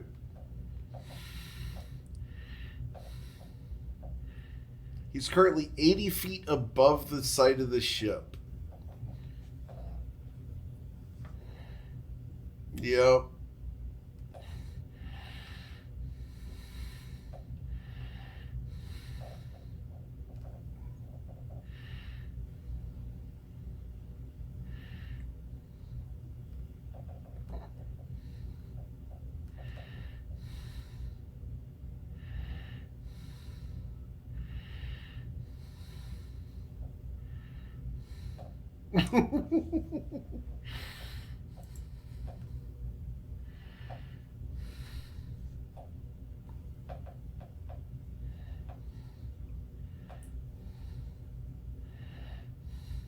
Yep.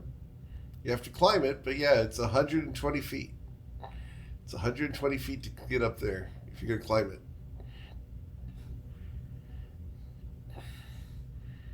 Well, he's got to get down onto the rock first. But yeah, if you like jumped here, then it'd be 80 feet climbing to get up there. But yeah, with your strength, you can jump to an equal point, same level as where you're at. So you start off 20 feet above the surface of the water. He's currently 120 feet above the surface of the water.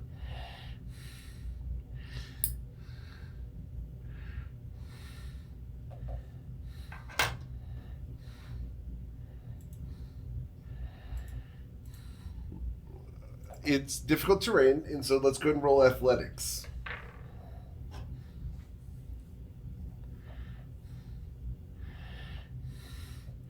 You're good. You can climb. Mm-hmm. Yep.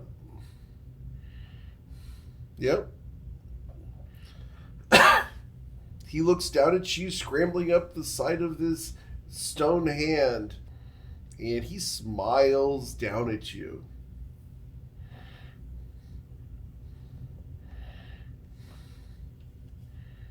Mm-hmm.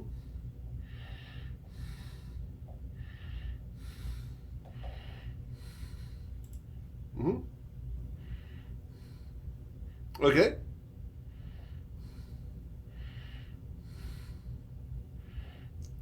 And then he action surges. All right.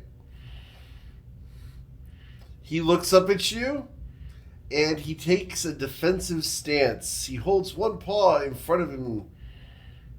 Go ahead.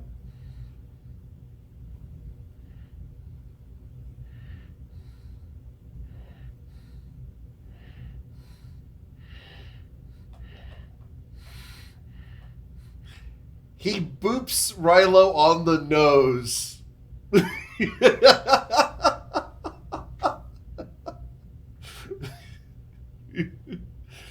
All right.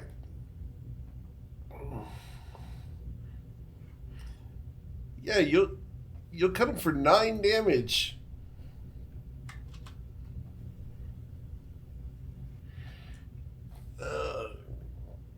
Let's see here. All right. So it's 17 strength. Yeah. All right. So he falls prone. Okay. Yeah, he moved, dashed, Misty Step, and then action surge while climbing. It's rough. All right, Silas, you know where this guy is now. He's prone, which makes him harder to hit from range.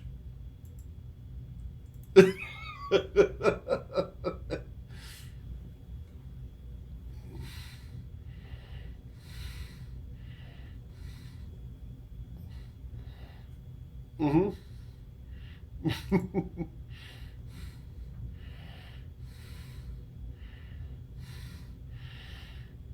Yeah.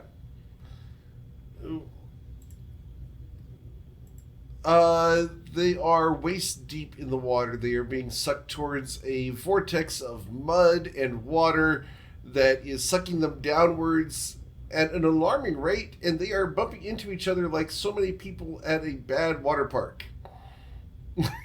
The primary ones that are in the middle of it right now look like so.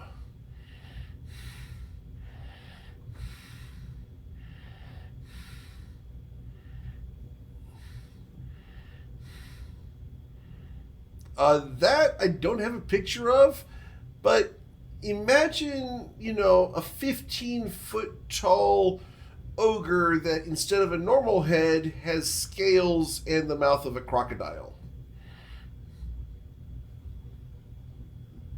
The word were crocodile comes to mind.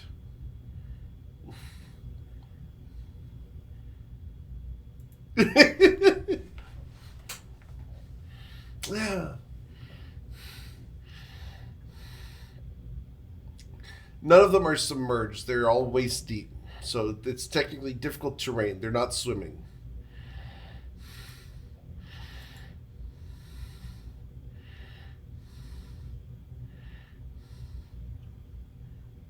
Yeah. Sure. Mm-hmm.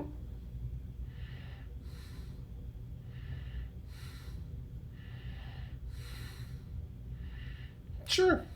I'll let you hold one. Yeah. But that's going to be your one cast. I mean, it's not like I do one action and then hold the second one for later.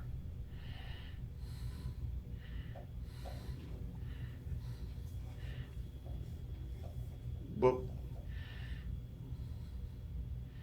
yeah, you'd have to do them both at the same time because you either prepare your action for later or you do it now. Yeah. I just got to be consistent. Yeah. Yep. Mm-hmm.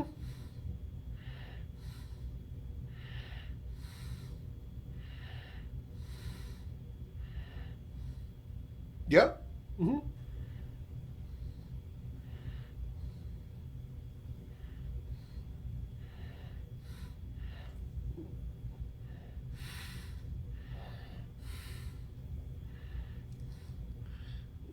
Big friend.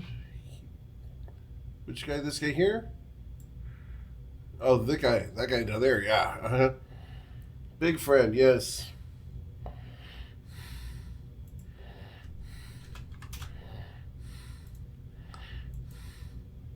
All right.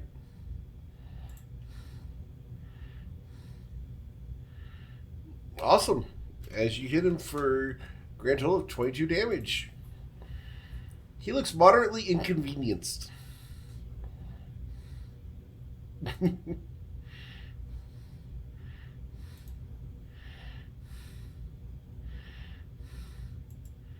Okay.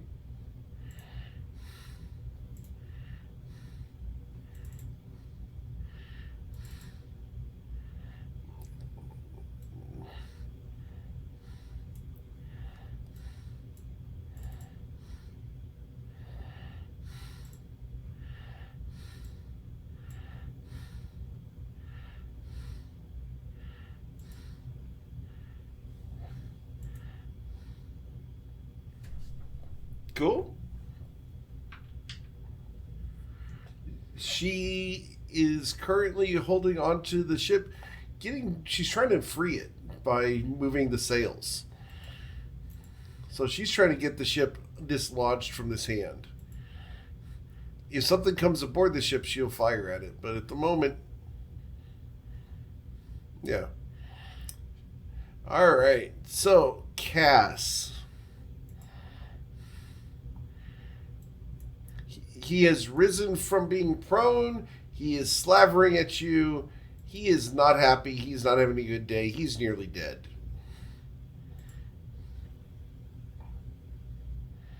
Yep. You hear the lady in red. I hate lycanthropes, but their blood is delicious. And you kill him.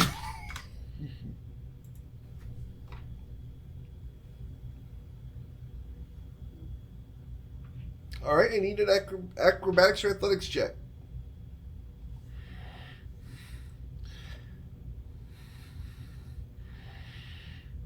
Cool. You parkour your way back onto the ship.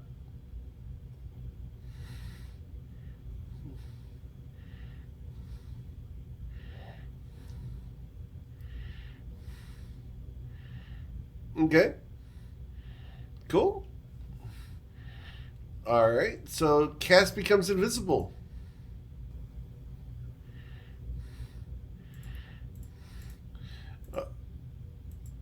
The mast would be 60 feet tall.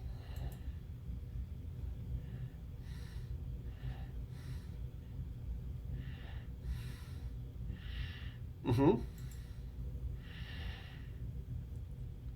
It would be 20 feet up and 30 feet over.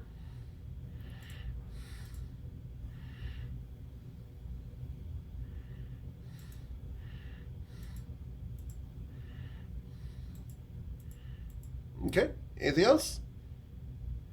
Okay. Their turn. These guys start in the vortex. I need saving throws from each of the were-rats. So, 7 of them.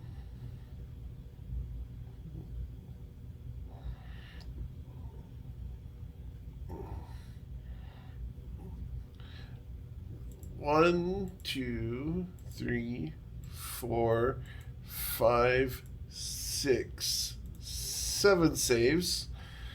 That is a lot of fails. Only the second guy, which is this guy right here, saved. So I need 2d8, please.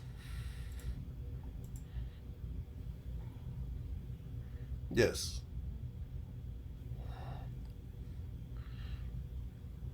Wow. Okay, so they're still alive. Yeah.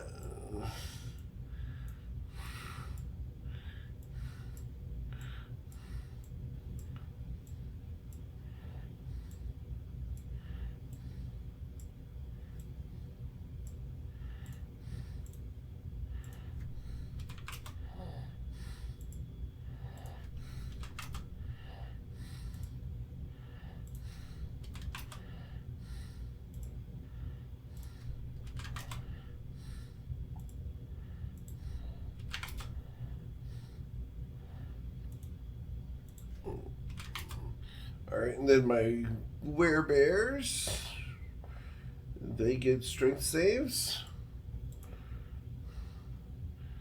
All right, so one of them is going to go ahead and just move the hell out. He's going to move to there.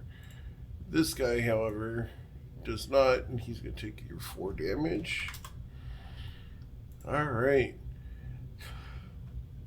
This guy also moves 10 feet in, so he's going to get affected as well. Just got to get through all of the little things that Nick Nack is causing problems for.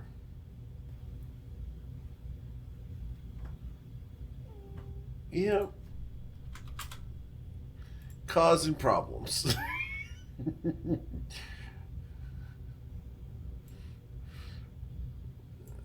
Werecroc. Oh, that's not the right button for the Werecroc. Wrong button for the Werecroc. This is the right button for the Werecroc strength check. That's fine. The Werecroc's going to come on board. His athletics check to climb. No, he does not come on board. He resists the spell and is going to swim alongside the ship, but he does not get to climb on board.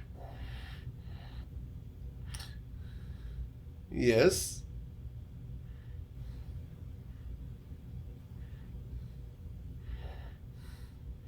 Usually, yes. Mm-hmm. So, coming through the water, Liam, this guy runs up behind you. And he's going to start with claws. It's 2 claws and then a bite. 1 claw. It's a 21 to hit you. Alright. And the second claw is a 5. That's not going to hit you.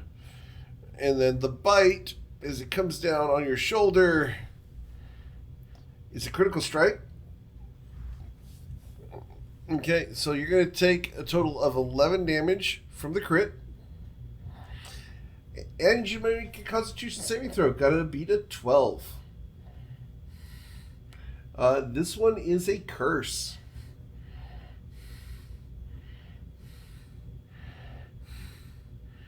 Yeah, it actually, yeah.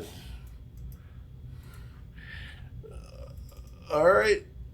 So, Liam is now cursed with lycanthropy. Liam, the back of your hands gets slightly hairier.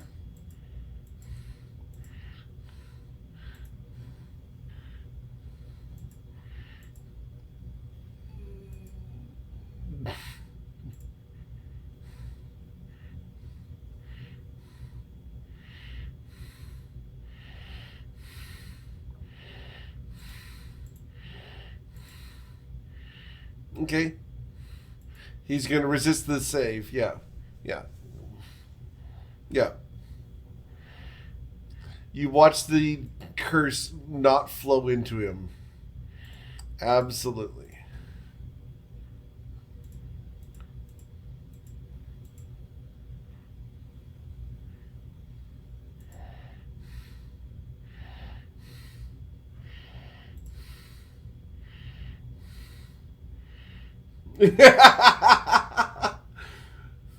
What, Rilo?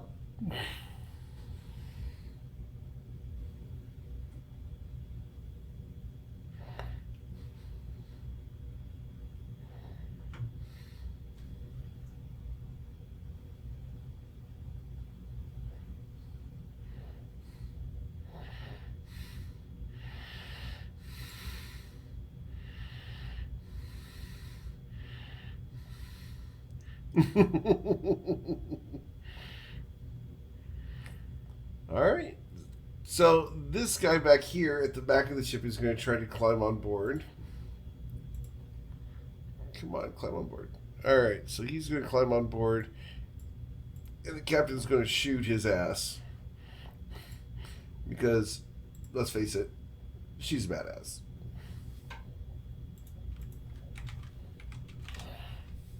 Captain Kiara Dantase pulls out her pistol and fires twice. I don't know why it says crossbow, but it's not supposed to be crossbow. And damn.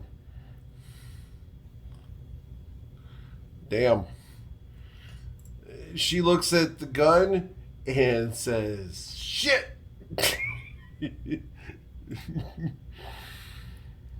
The gentleman in front of you, Rilo, is going to stand up.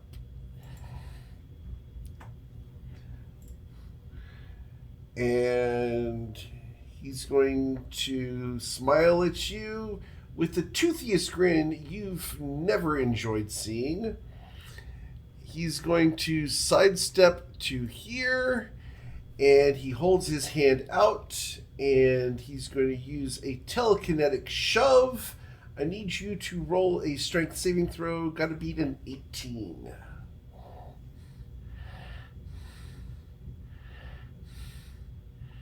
All right. Okay.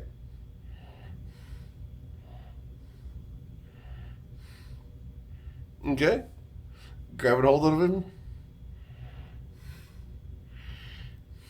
All right.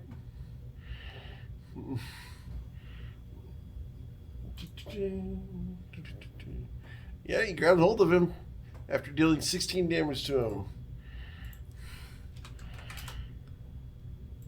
Wow, he hates that.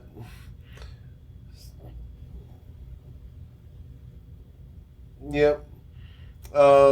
So his next thing is he's going to do his melee attacks, and as you're grappling him, you're both restrained.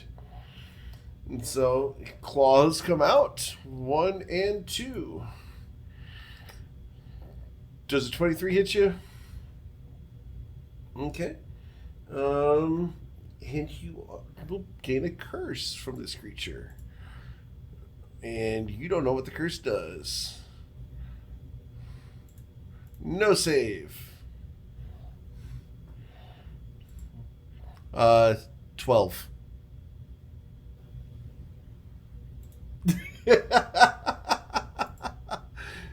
He looks at you.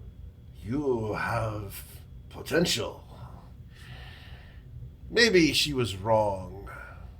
Maybe not. And the guy there, he's going to move to there. He wants to get out of the flipping vortex. These guys are going to run towards the ship.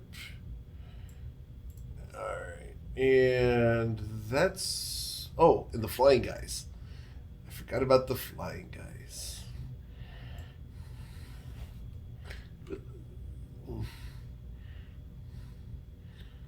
The flying guys are coming in. And the flying guys, just so you guys enjoy the visual, look like so.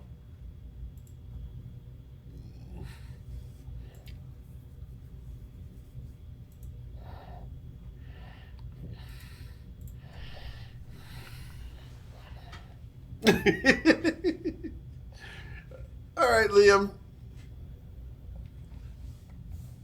Oh, yeah, it is Nicknack's turn. I apologize.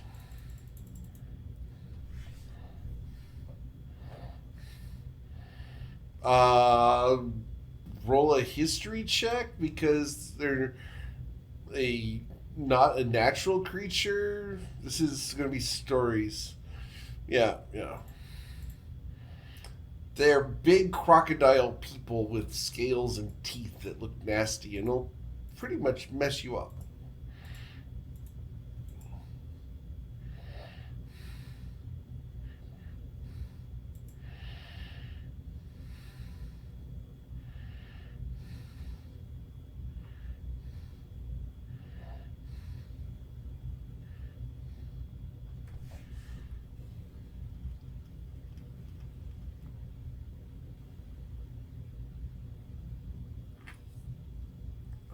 What you doing?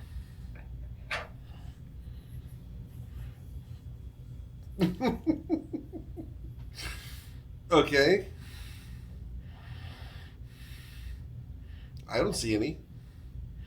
And remember, we talked about this. The captain didn't want any lights on the ship because you guys were trying to be stealthy at night.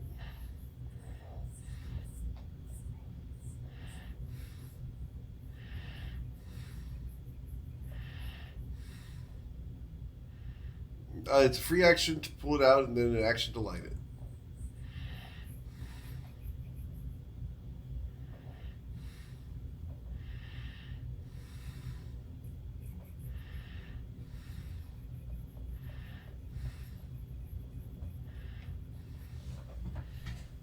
All right.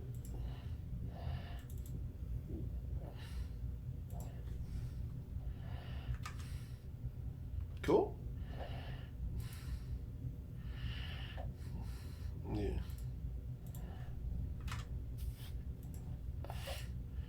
All right, that's your torchlight. Mr. Liam.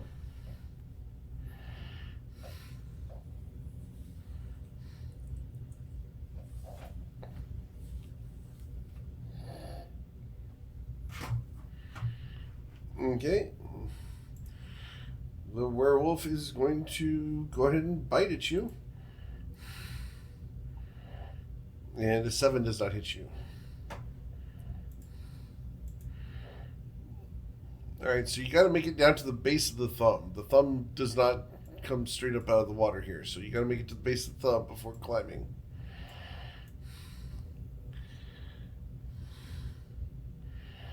Yep.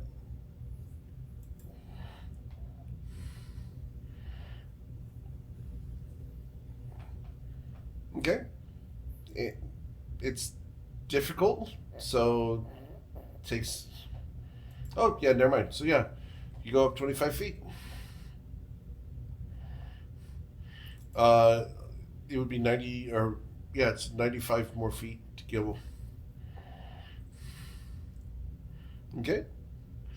All right, so you'll get up there.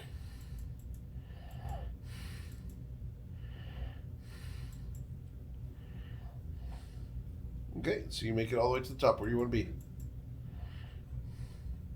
Mm-hmm.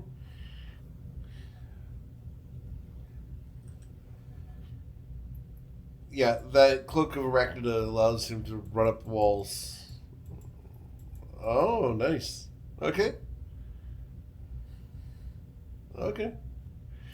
All right. Anything else? All right, Anita, what would you like to do?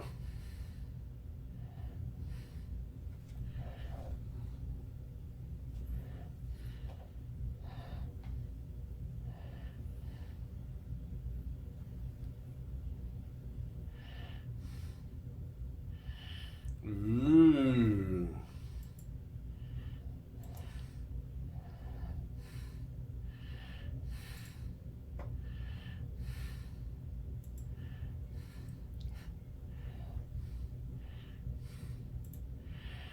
So the wisdom saving throw on the were crocodile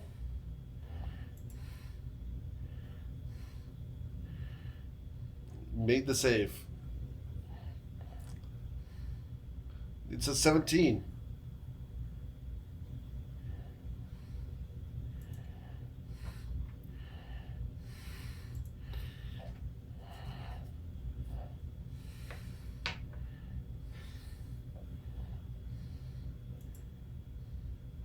He doesn't.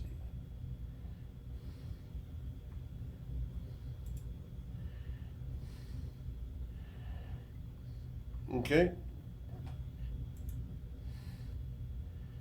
Yeah, so he's not affected. Yeah. No.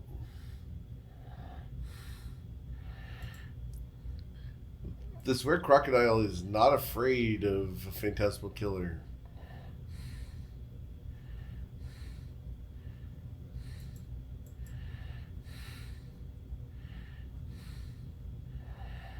All right. Right.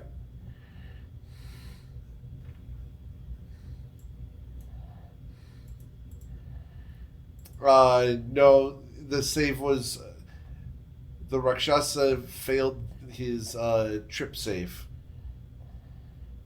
He was tripped by Rilo. It still goes to the save.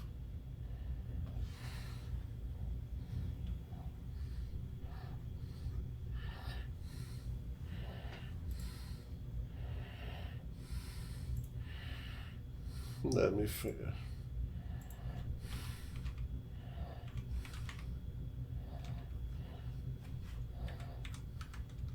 Yeah, it's not for unsettling words.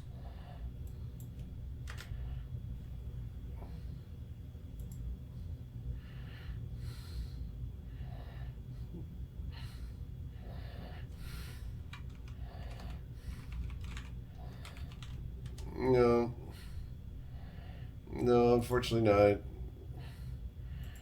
Yeah.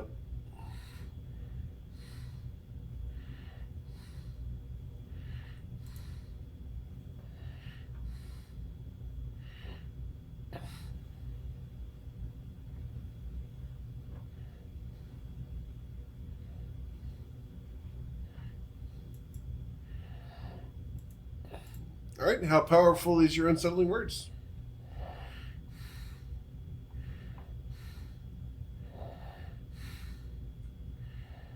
The unsettling words are how powerful? 4. Cool. All right. Rilo, you're holding onto a Tiger Man.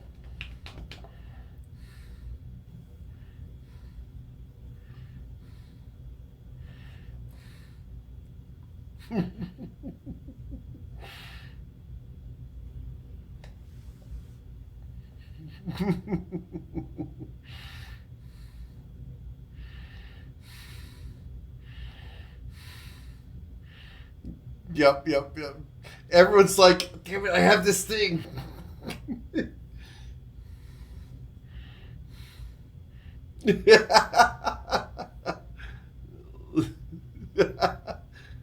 Yeah, you're gonna hit him.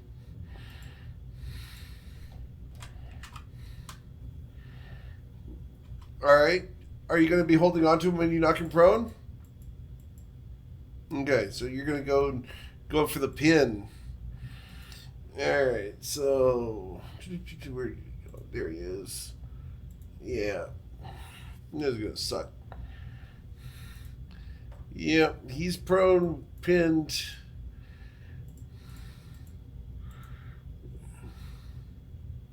Yeah, that is the plan.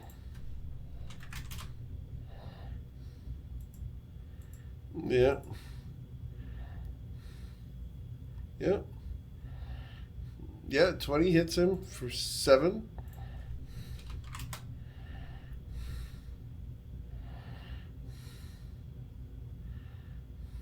Okay. Yep, another 8. Okay. Silas, what would you like to do?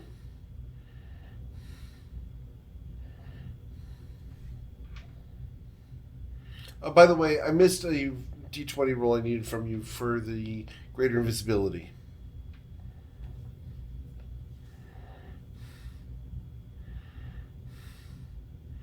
We're good.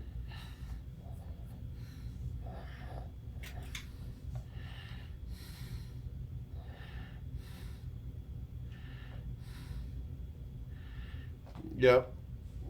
They're waist deep, but they are having the worst mosh pit experience of all time. No, I have had a great mosh pit experience. Apocalyptica? Mm-hmm.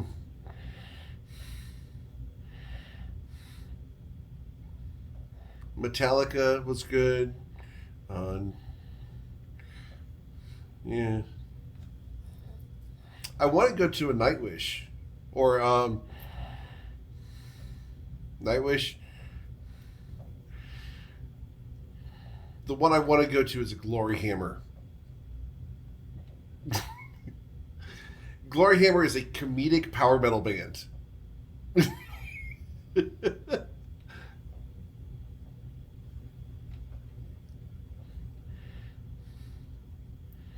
Yeah.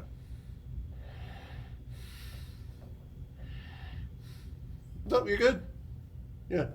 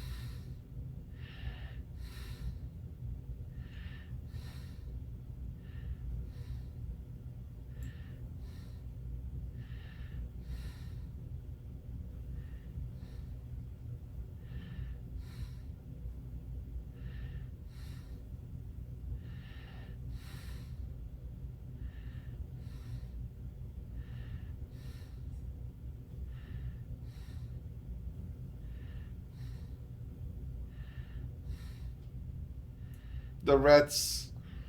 Mhm.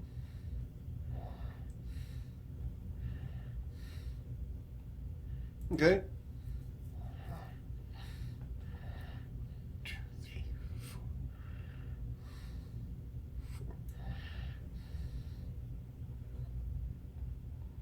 Okay.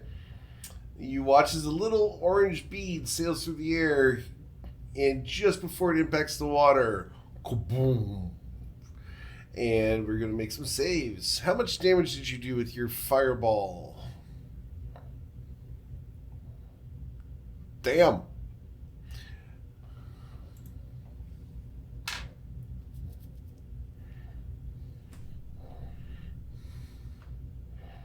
We're using sorcery points? Okay. Okay. Cool.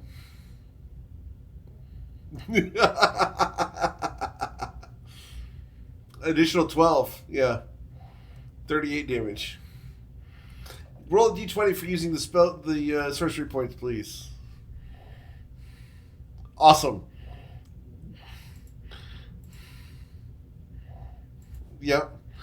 So I don't need to roll saves for the were-rats because with half damage, they all die. The were-bats also all die as they were uninjured. And they are toasted. The werebear, however... The werebear...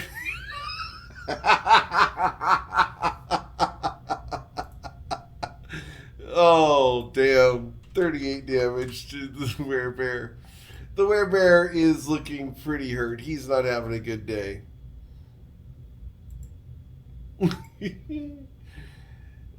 Yeah, he's not happy about that. He's going to use his Stone's Endurance. Oh, damn. So he reduces your 38 by 5. So, okay. And then I need a D10,000, please.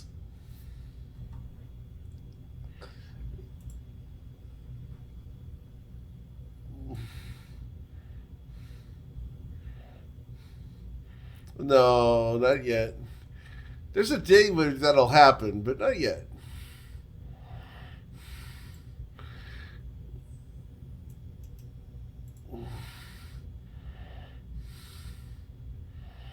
Got it. Okay, cool. Something happens.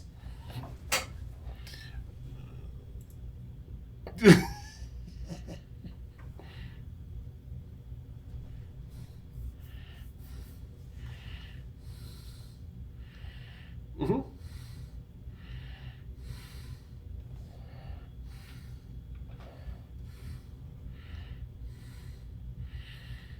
Ooh.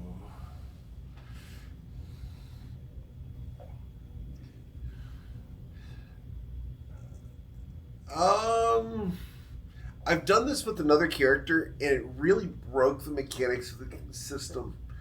I'd really rather not. Um, I'll let you roll the Arcana to find out what this mystery thing is. But as far as predetermined, yeah, okay, yeah, yeah. Oh yeah, sure, yeah. Let's go ahead and roll an Arcana check. Let's beat a 15.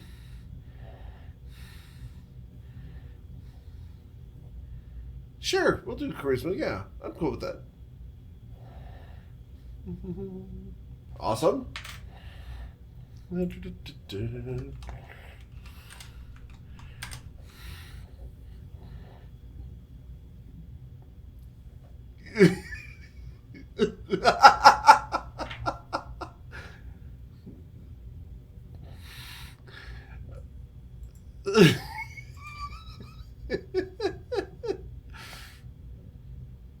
All right, Cass, what do you want to do?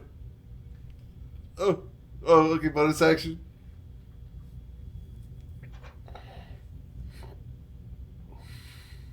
Do you have any weapons? Do you have any weapons? Okay, that's not good jive. Aw.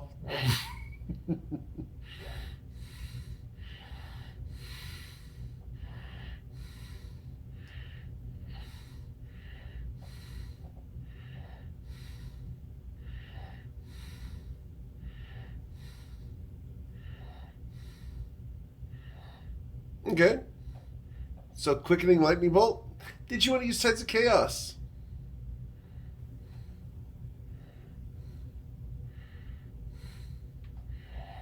Right.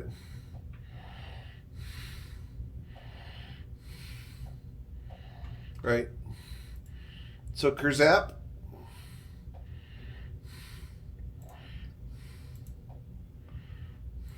Yes. Sure.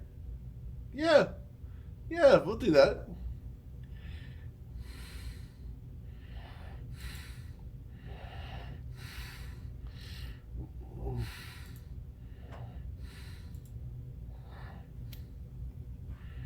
Okay.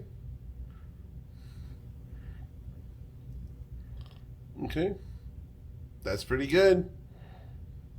So you went from 4 to 29 damage. Okay, so 29 damage to the werewolf and 14 to the werecroc. And I need a d20 roll.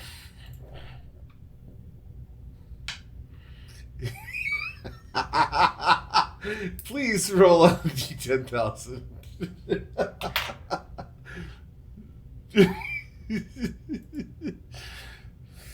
1557. All right, 1557. This is the first time you've gotten 2 surges in one round.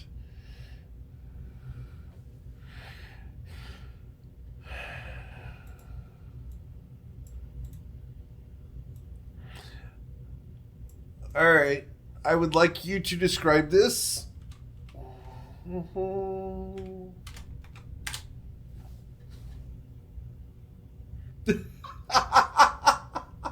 I'm not going to do it. I'm not going to do it. You got to do it.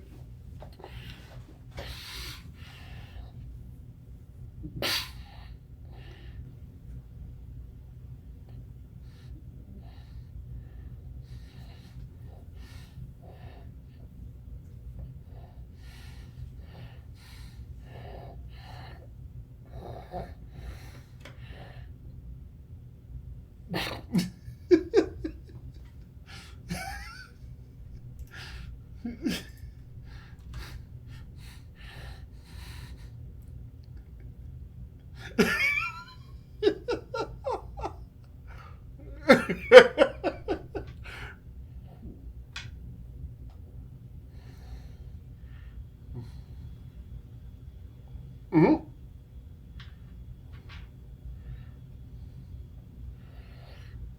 Yep.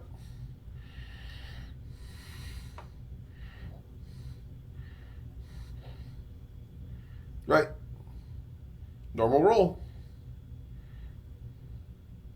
You got it.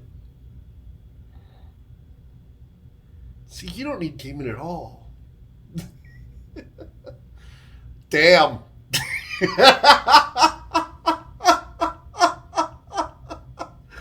You hear in your mind the most delightful squee of enjoyment at this exact moment as the lady in red sails dab smack into the side of this thing's neck. So, doing the math on this, it's 12 plus 30, 30 plus 15. 12 plus 30 is 42. 42 plus 15 is 57. 57 damage. Yeah. And so, Cass, you killed him.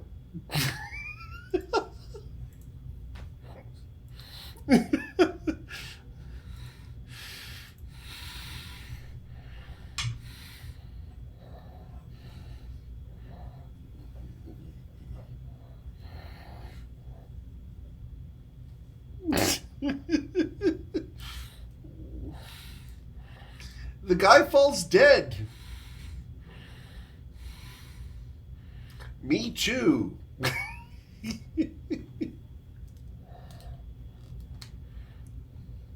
Yeah. All right. What else would you like to do, Cass, as the lady in red just sits there in the side of the Rakshasa's neck?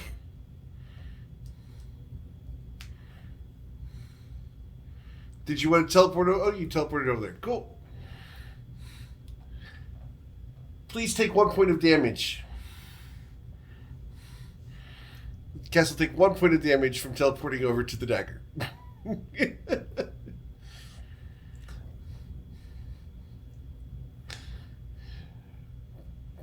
You hear a voice in your head. Pleasure doing business with you, darling.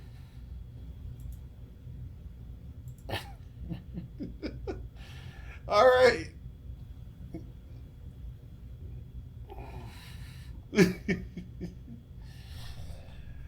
Oh, goodness.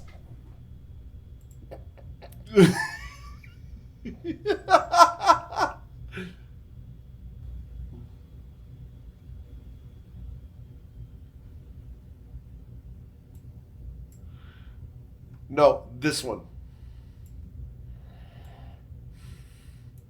The one at the back of the ship.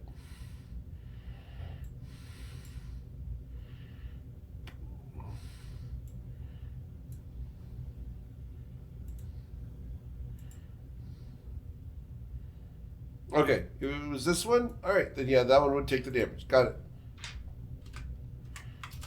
Mm-hmm. Cool. All good. All right. Then it is their turn, right, Cass? You're done? Okay. So, close that one.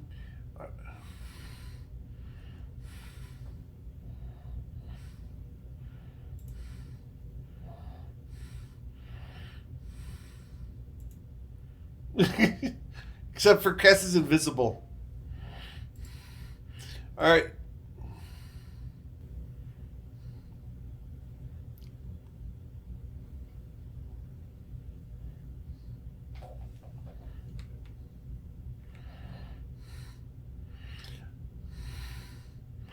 All right. So this guy is going to walk through the vortex over to there. Yeah. This guy is going to walk over to here. And this guy is going to move to there.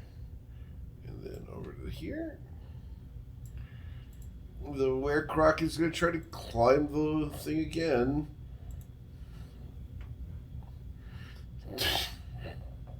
Dude, he got a +5. Damn. Alright. This guy moves over to there. To there. And then this guy at the back of the ship moves up to the captain. The captain's going to fire as he gets closer.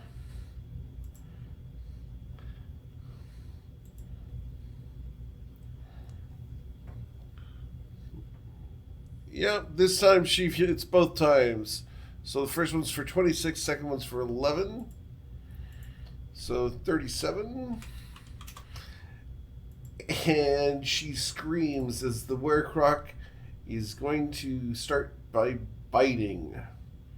And he gets 2 bite attacks. The captain's going to take 18 piercing damage. Followed by 17 piercing damage. So that's going to be 35 piercing damage. She needs to make 2 Constitution saving throws. 1. It saves. And the second one also saves. And she is now grappled. And the Werecrocodile is going to lay down and attempt a death roll. So the captain needs to succeed on a strength save. Got to beat a 20. Yeah, she's in trouble. And as the Werecrocodile death rolls with her in his mouth, she's going to take another 19 damage. And yeah, the Werecroc has her fairly. So she is not a rogue. Wait, yes, she is. Sorry, she is a rogue. She's got sneak attack. And she'll uncanny dodge. She'll do the 19. She'll reduce that by 9.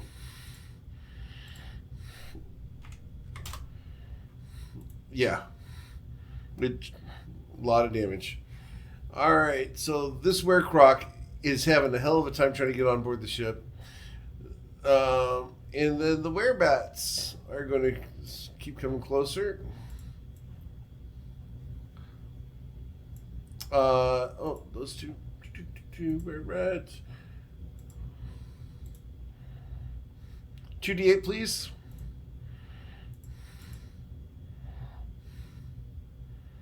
They die. As Knick-Knack is taking care of the Wererats completely by himself. Except for the fireball. I forgot to throw a fireball. Alright.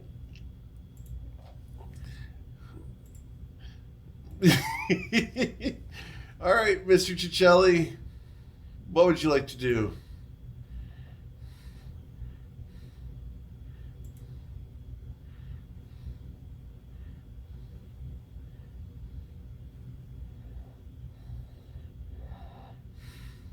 Oh no, he's already having a bad day. Okay, so there's a rope on the deck right here, right?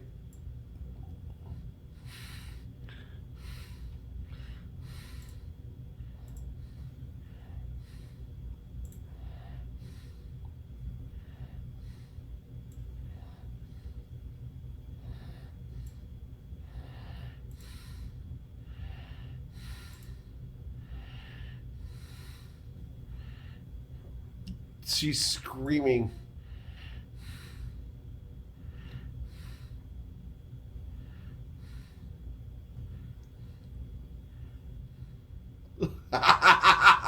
No, you're not. No, you're not. Dude, seriously. Not already. I just gave it to you today. Damn it. I don't even have a new token for it yet. Oh, you're gonna do the T-Rex? Okay, okay, okay. All right, we'll do the T-Rex.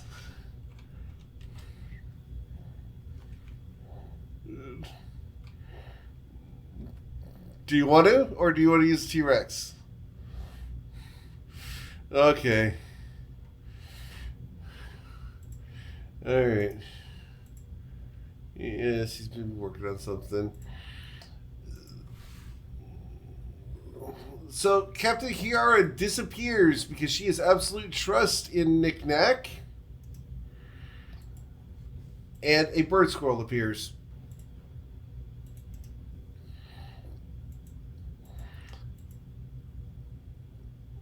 Except for this is the largest bird squirrel you've ever seen. This is nearly the size of Knick Knack.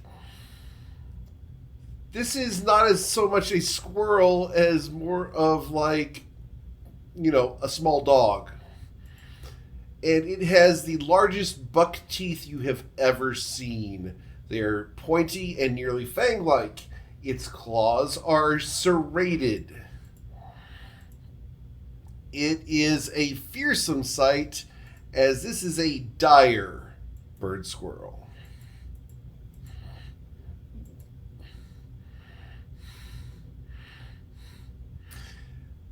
He has the link for this. He and I worked on this.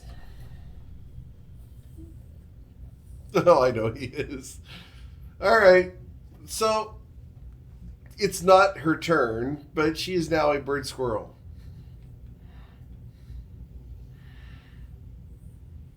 Okay. Anything else, Mr. Ciccelli? Agent of normality and boredom.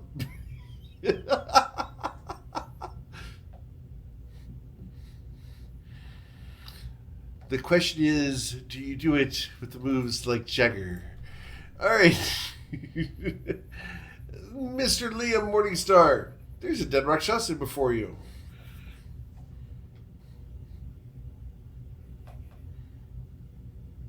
Answer.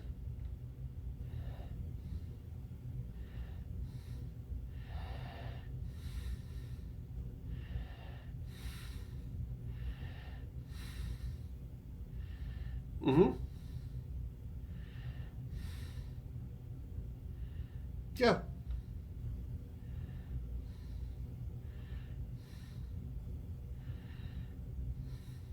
You moving down? Yeah. Yes.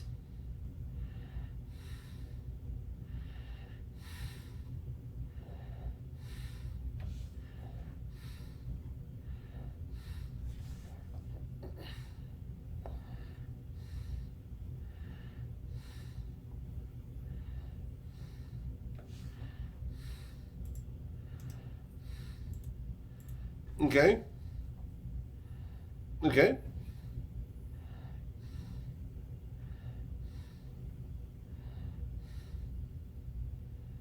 Okay. That's from above. Got it.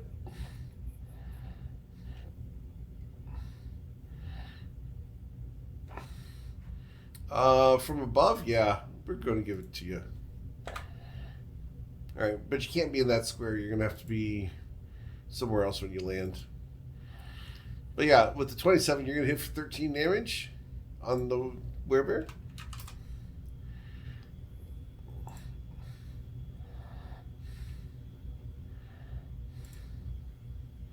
Mm-hmm.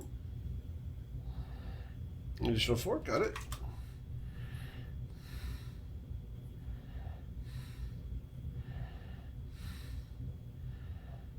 Okay. As you do 7 damage there. Plus d6. Got it.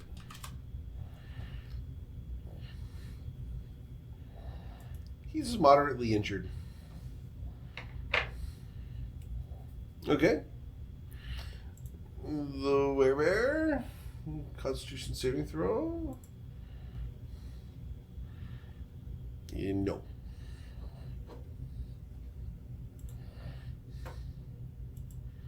Okay. Flurry of blows.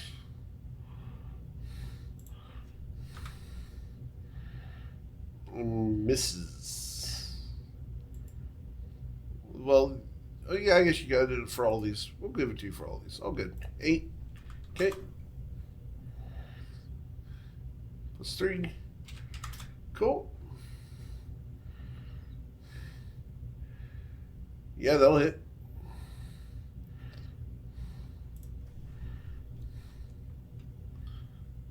Huh?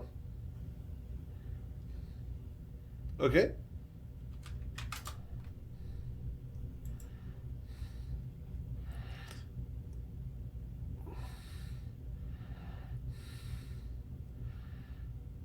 You watch as necrotic energy comes out and washes over the bear, and his flesh begins to crawl away from the wound, exposing the bone and muscle beneath. He's poisoned. Yeah. Okay.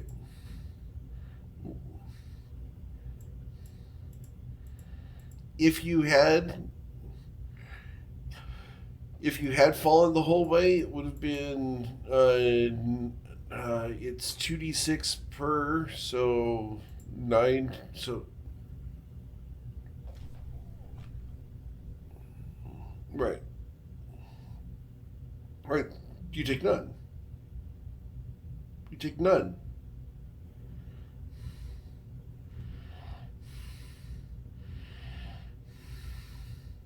Okay. All right. So let me check here. Yep.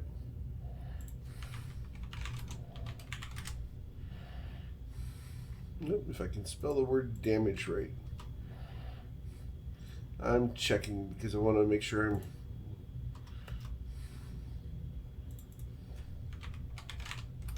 Yeah.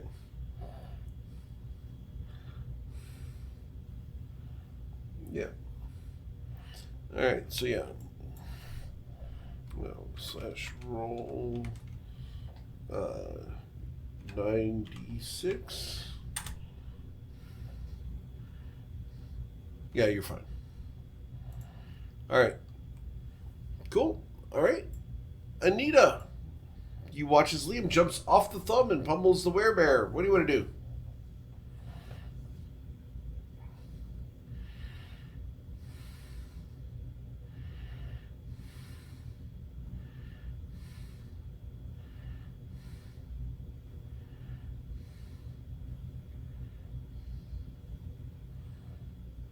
A dire bird squirrel.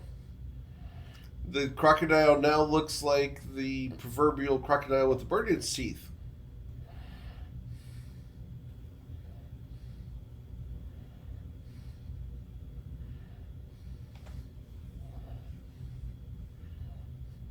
Okay.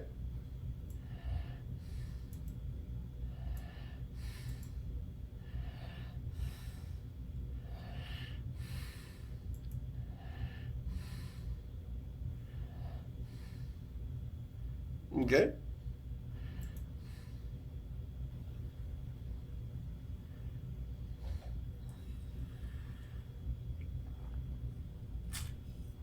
Okay. The were crocodile with -2. Got it, a 13. So, Phantasmal Killer is going to enter his mind. He's going to take 22 psychic damage.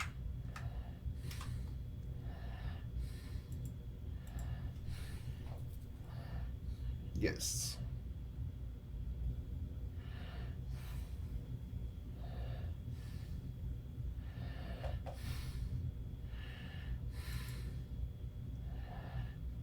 All right. Rilo, you're at the top of a thumb, 120 feet up off the surface of the water. What do you want to do? 80?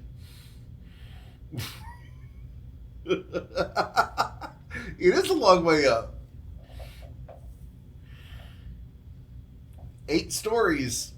I'm not jumping off an 8-story building. I've done a 3-story building once, never doing that again.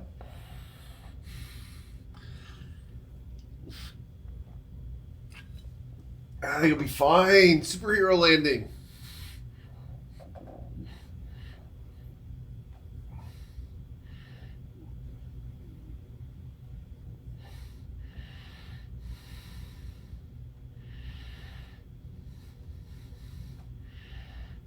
Okay, you just gonna climb down? Okay. Let's roll an athletics check. Oh, you're good. So as you come sliding down, this werewolf here is going to get an opportunity attack as you run by. Okay. He bites at you, snapping at your leg. Does a 20 hit you? You're going to take 3 piercing damage. I need a Constitution saving throw. You're fine. All right. You take 3 piercing damage.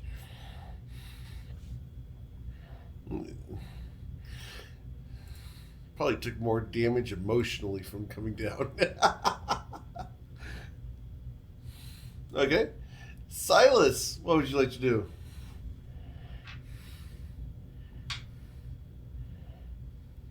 Okay.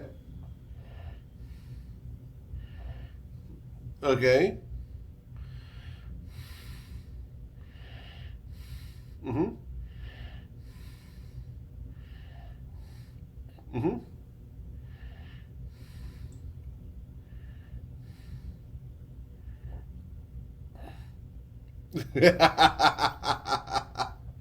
Okay, third level. So you got 98. Yeah, 98. Come on, like 4. Do you want to use your Tides of Chaos?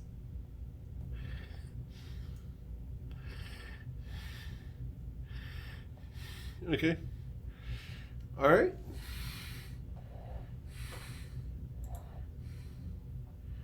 Okay.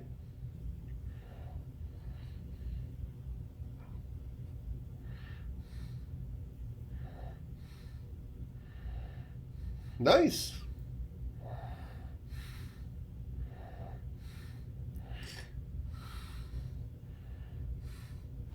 All right. This bat here and this bat here nosedive into the water and die due to falling damage.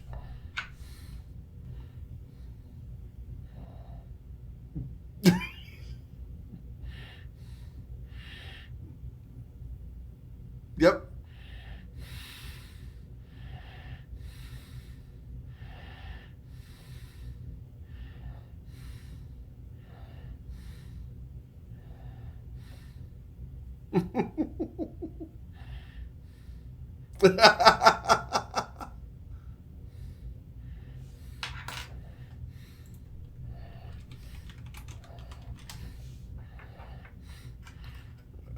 Four psychic damage.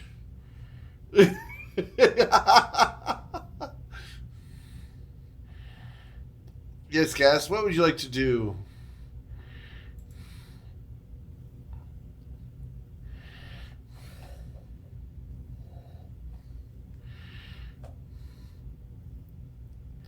Yeah, you think as the 2 guys that were standing over it just ditched, leaving the body at the top of this stone thumb? Oh, is that what it was?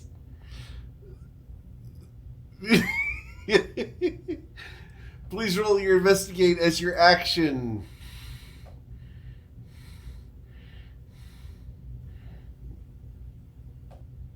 It's Cass. This is what Cass does.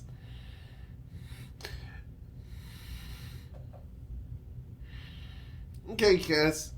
You will find a small bag in his possession that will bear some further investigation, as there's a very elaborate lock on it with a magical trap.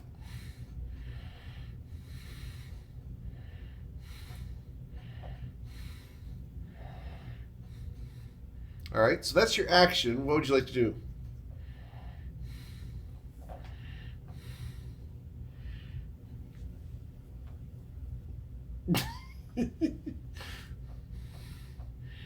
All right, please roll your athletics or acrobatics, your choice.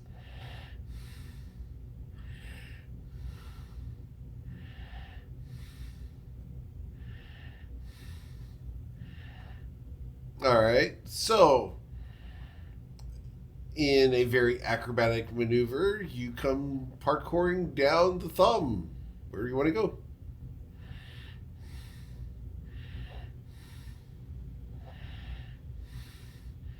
Okay.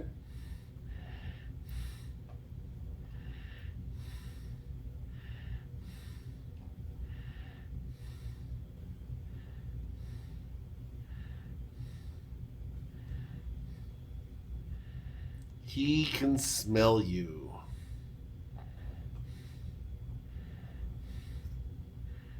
He can smell you. Yeah. With disadvantage, but yeah. Yeah. Yes. But Cass hasn't moved past yet. Right. Right.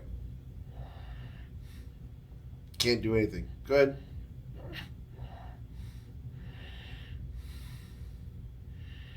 Okay.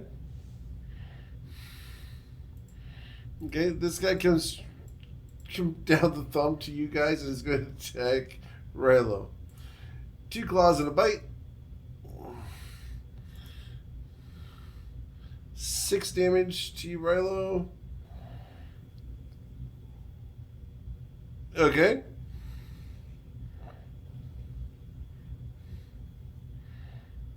Not today, you're not. Alright. And the bite comes down. 11 doesn't hit you. Alright.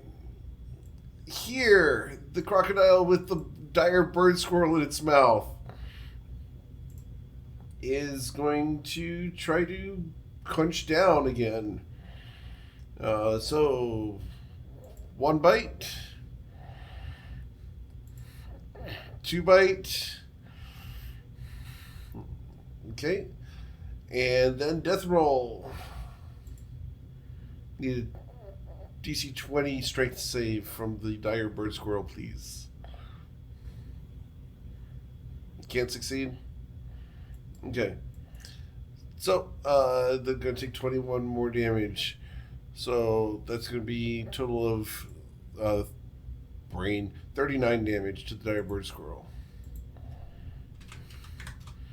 Alright. Yep.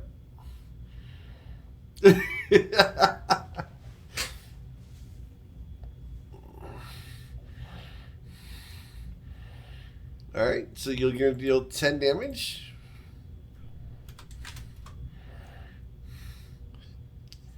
Ow.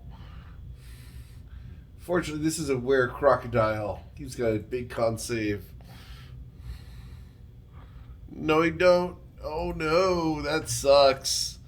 Alright, so his maximum hit points are reduced by 10. Alright.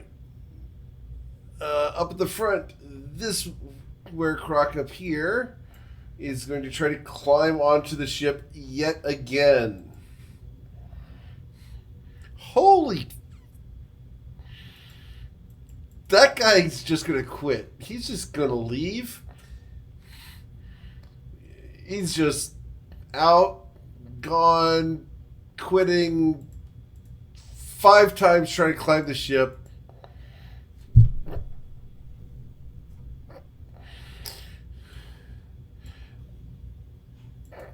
Toodles, that guy's gone. Screw him. Alright. The bear comes up to the side of the ship. And what is with this side of the ship? Seriously. Alright.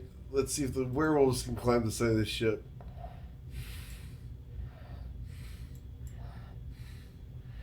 Alright. The 2 werewolves will get on board the ship. One of them stands right next to the knick-knack trap. Is it going off? Okay, dexterity saving throw.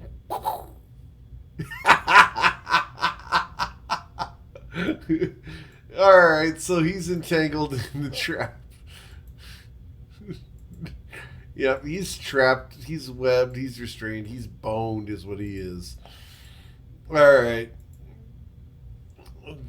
This werebear is going to attack Liam because he can. Yep. Alright, so the first thing he's going to do is he reaches behind his back and grabs a great axe.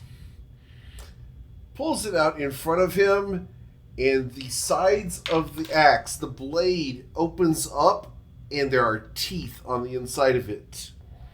The edge of the axe literally tears open, and there are now teeth on the inside of the axe. He looks at the axe very surprised. One person on board this entire map is not surprised at this. And he turned off his webcam.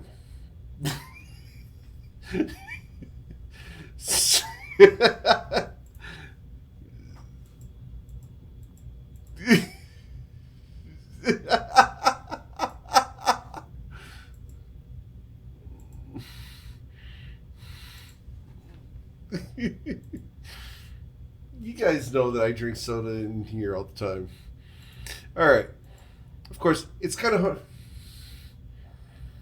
It's hard to watch my mouth move because of the beard, so you guys never get to see the inside of my mouth. So, all right. All right. So the werebear is going to swing this great axe that is now infused with his personality. So it's going to do extra damage if it hits. So 21 misses. And the second swing is a 22. Alright, so he also gets the bite damage on this great axe swing. So, total of 22. And I need you to roll a Constitution saving throw, as the axe is cursed with lycanthropy too. Yep. Well, yep. All right. So Liam is. I got to make this axe. This is going to be something you guys are going to pick up. All right. So yeah, the next weapon drawn nearby mimics its wielder's personality. He was trying to tell people to draw their weapons. No one did until the werebear did.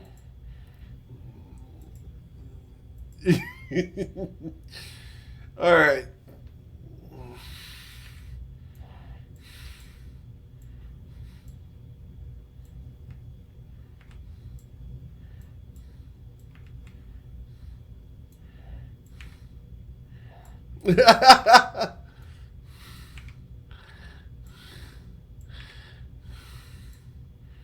Nope, you already had it out. You've been using it.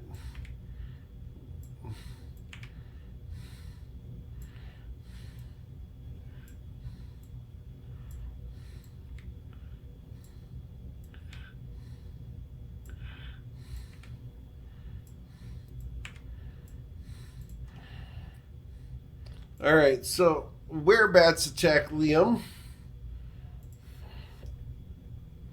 All right, werebats are going to be 2 scimitars and a bite each. These are going to be with advantage. 1 and 2. That's going to be 17 damage total there. And then the bite. 17. Alright, so that's this werebat that just attacks you. Alright, the next werebat is 2 scimitars and a bite. That's back-to-back crits, yep. Yep, and so that's going to be 13 damage from each of those, so 26 damage from Bob here.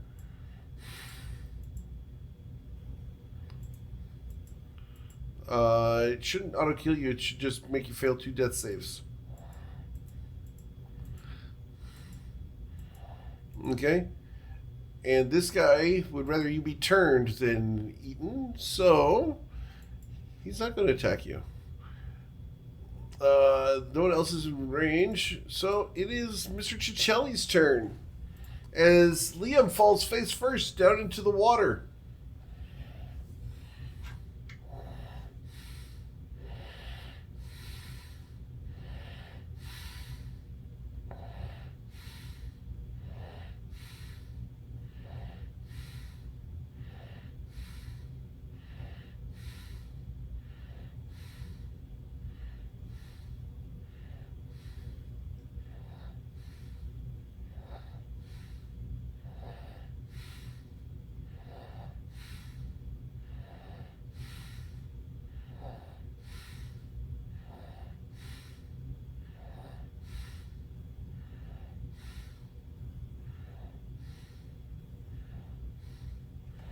What are you dropping right here? What are you dropping? Okay. Gotcha.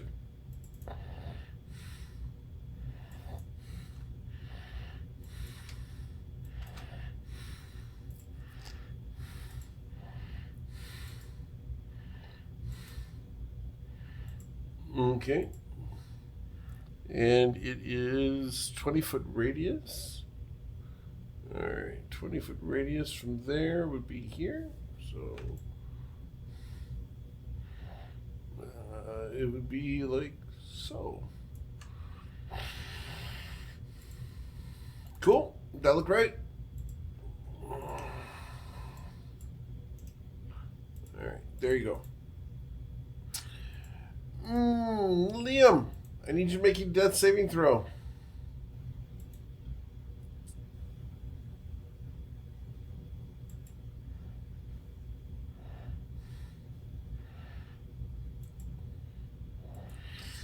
And Liam dies.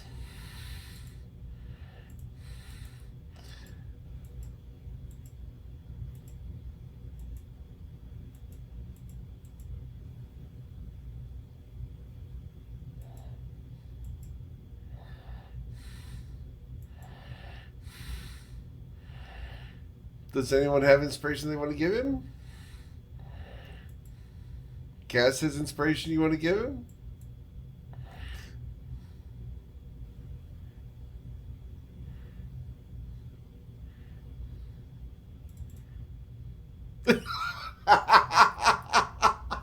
Wow, talk about sure yourself.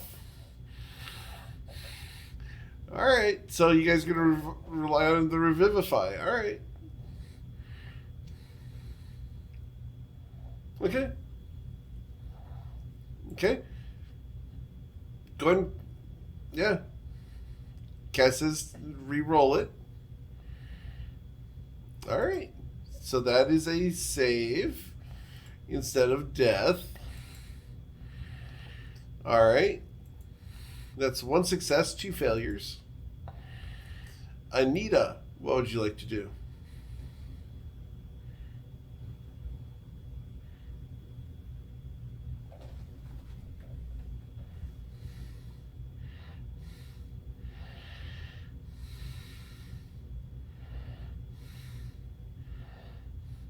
Okay.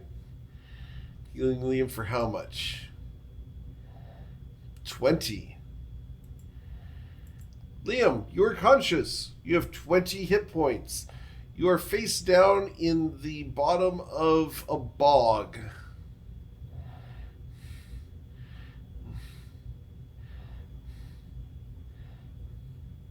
No. It takes longer than this to drown. It's been less than 2 seconds. No.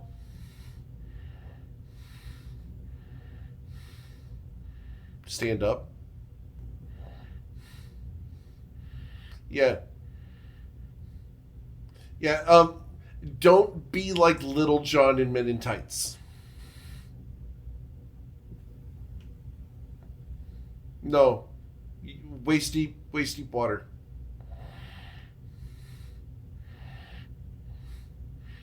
All right.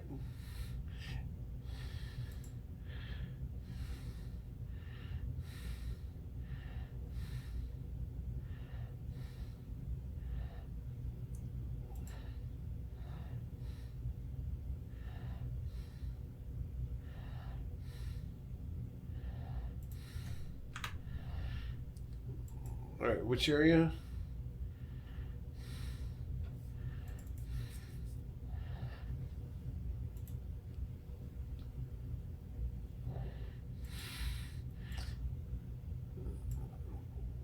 That's true, because he's a half elf.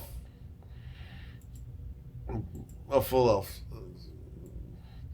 All right, so please roll the 5d8.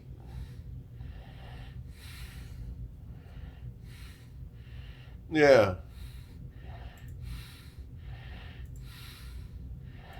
15. Nothing happens.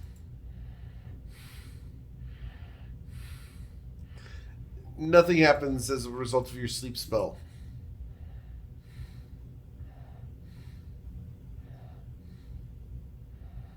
All right.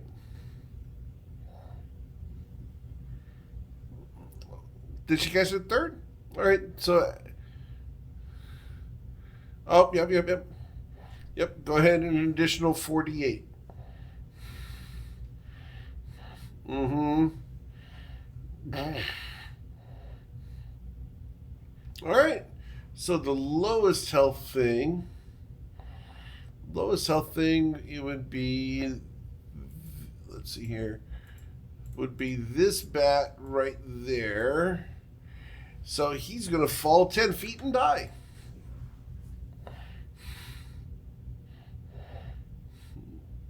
Yeah, they don't have a lot of hit points. They're super nasty. They swing for a ton, but they're glass cannons. All right, anything else I need to know?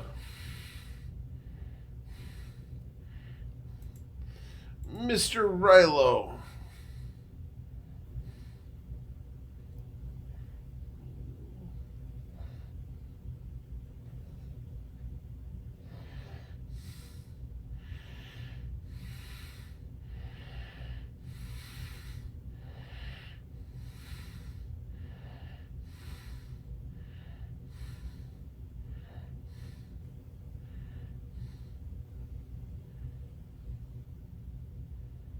You're not worried about him swinging the shit?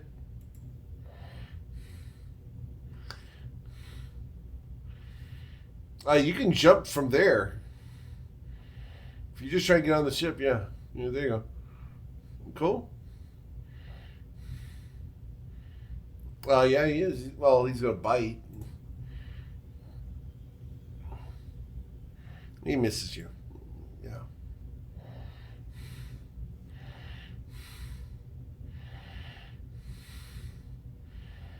Ow. Damn, yes. And it is prone, so you do have advantage. Go ahead and roll to see if you're going to hit it, because it's been death rolling. Alright, so we'll take the 12 damage.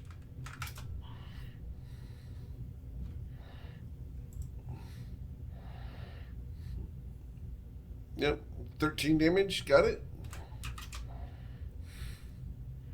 Okay. As Rilo just starts hacking into the werecroc, blood goes everywhere. It's like a scene from Silence of the Lambs. Or no, from Predator, where he's like killing the pig, you know?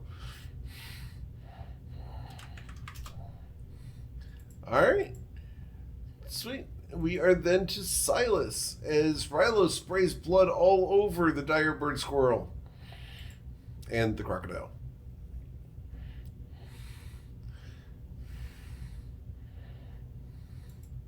You do have Tides of Chaos if you want them.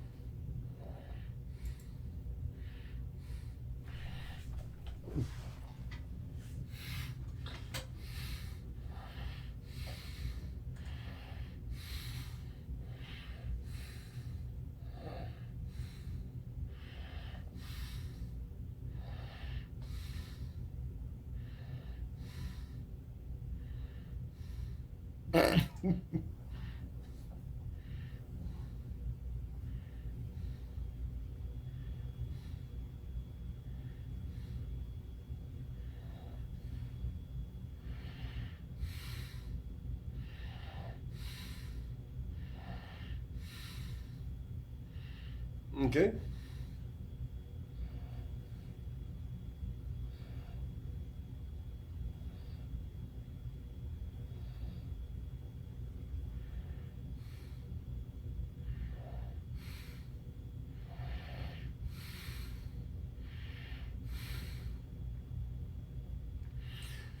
What you see up out of the mud is you see the arm come up and point on top of his head.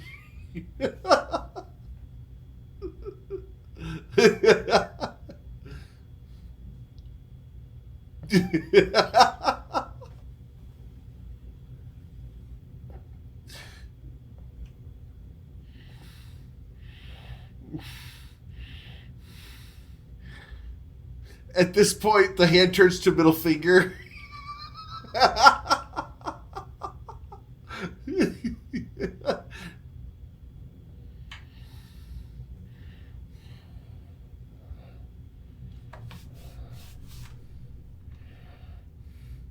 right, so what you doing?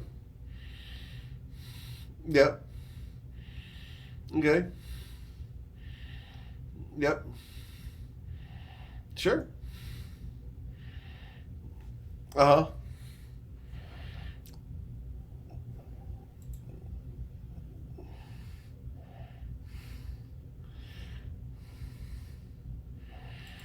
All right. So with half damage, kaboom, kaboom, kaboom, kaboom, kaboom, kaboom, kaboom, kaboom. All right. Now the important ones. All right. Dexterity save from the guy next to Ballista. Yeah, he's screwed. Guy's tied up.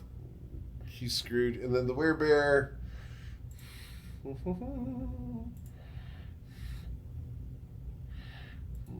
Ah, yeah. Werebear saves. So he's going to take 16. The rest of these guys take 32. So.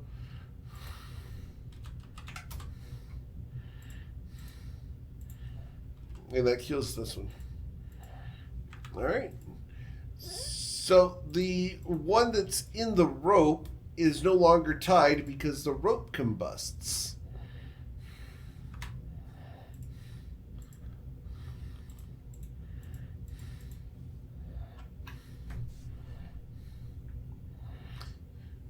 You set it up on the rope. Yeah. Mm-hmm. Yep.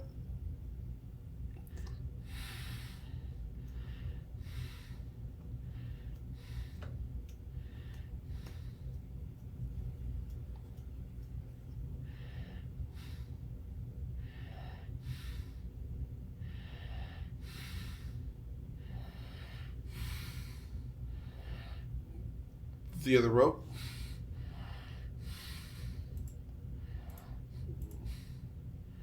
Where do you want it?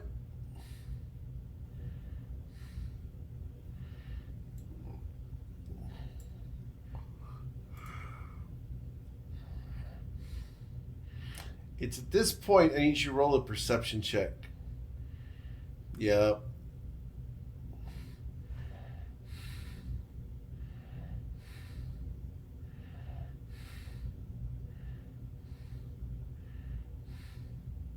Okay. Awesome. The sail is on fire.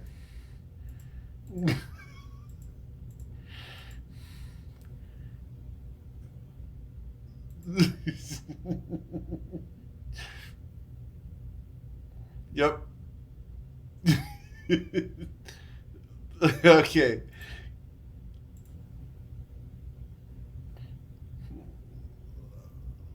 I I will also have that ballista be destroyed by the fireball. All right. All right, Cass, what do you want to do?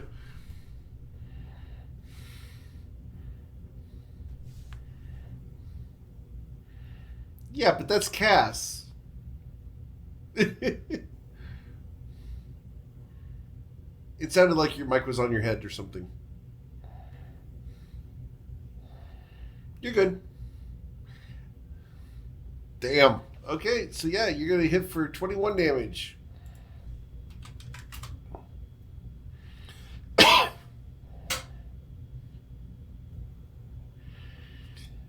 You begin hearing the song Whistle While You Work coming from the dagger.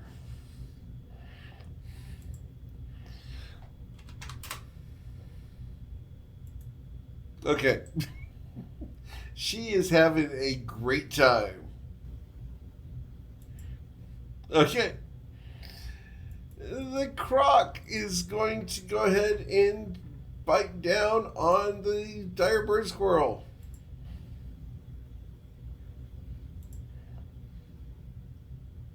Okay. Yep.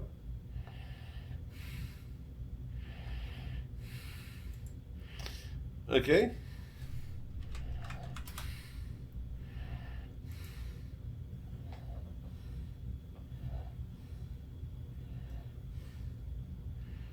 Eighteen hits. Yep. Yep.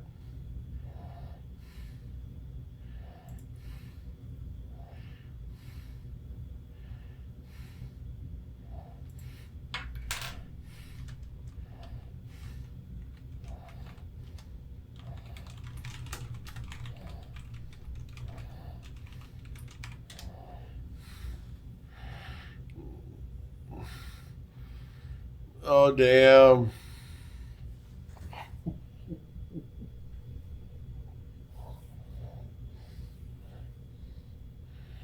Yep. Liam. Liam, you get to move up to half your speed.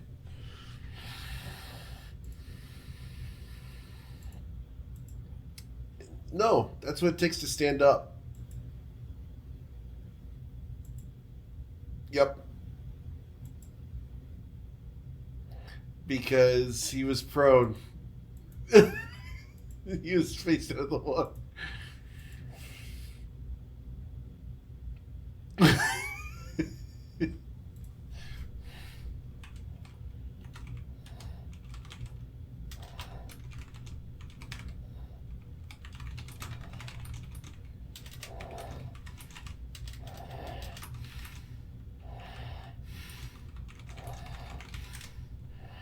Yeah, but it takes half his movement to stand up.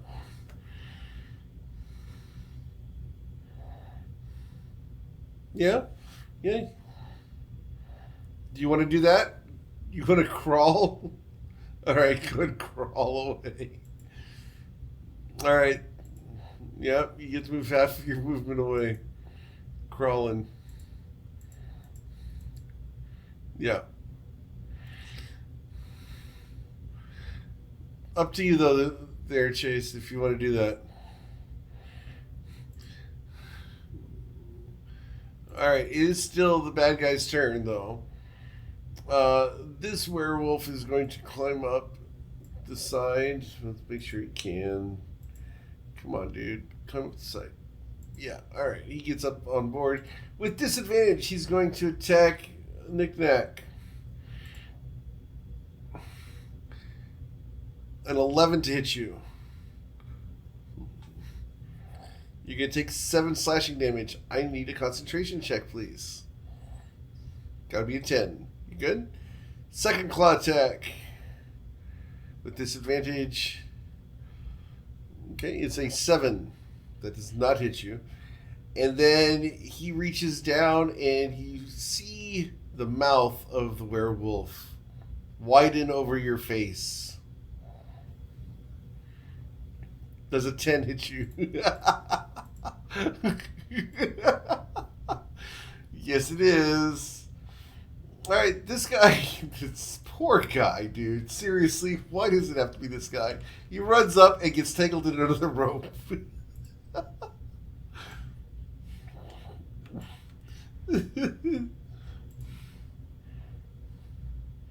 No, he dodged the rope. He runs up to Anita, claws with disadvantage. Does 21 hit you, Anita? So you're going to take 7 slashing damage from one of the claws.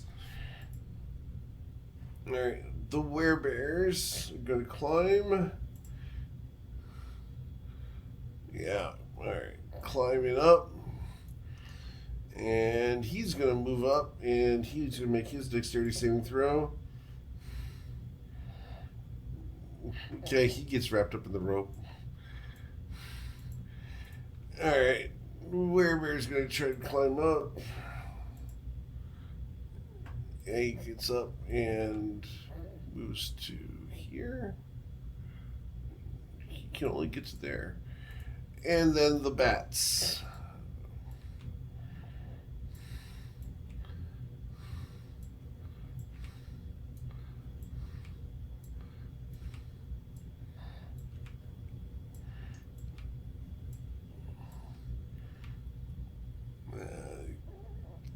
All right, so,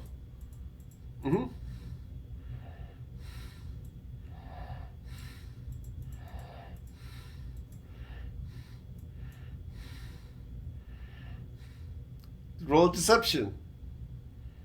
Roll deception.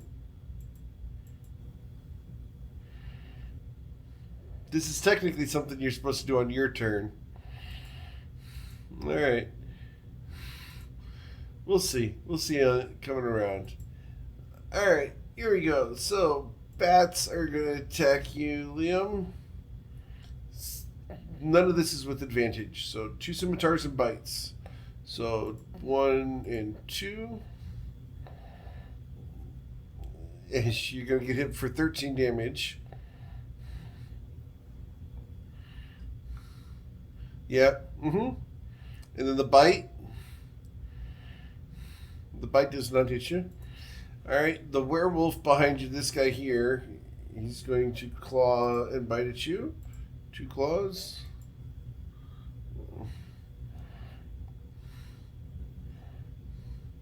For 5. Okay, you should be at like 2, right? And then the bite. Okay. Liam falls unconscious again. You look out of the obscured mist, and all of these bats and everything turn to you, Silas. And they're going to start attacking you. The 2 bats next to you, this is normals. So 1 and 2 scimitars for the first bat with a bite. Yep, disadvantage. So does 16 hit you? Nope.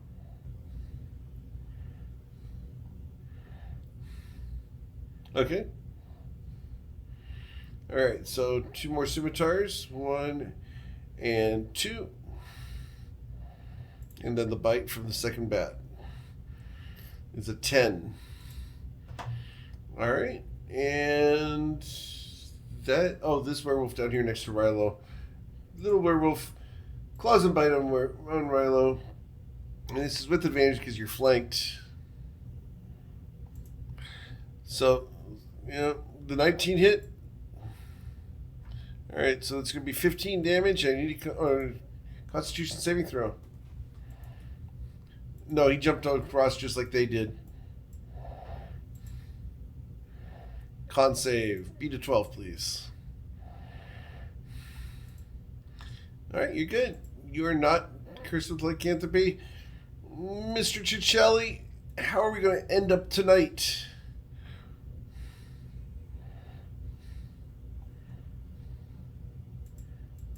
Okay. Yes. Yep. So both of those are going to hit. All 3 of those are going to hit. So, oh man, the bite's so nasty on this one. All right, so 22 from the claws, and then the bite. We're going to roll the con save on this because it's funny if he fails this. All right, he didn't fail that, but the were-crocodile has died as Captain Dire Squirrel kills the were-crocodile. In 4 minutes?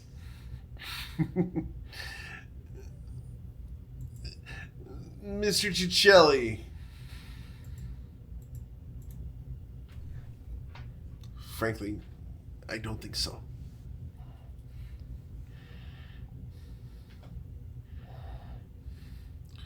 Ooh.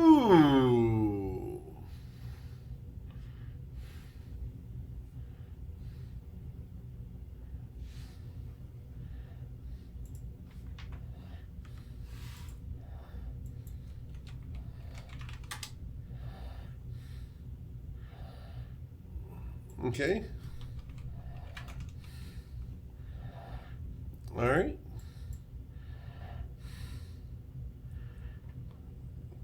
So that's going to wash those guys away. How much damage does it do? Nothing. Okay. All right. So we're going to draw this here as the wall of water forms. And can I get you to go and ping where you wanted that again?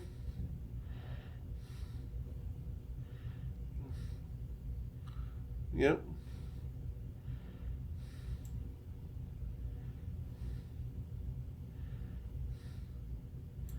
Like that?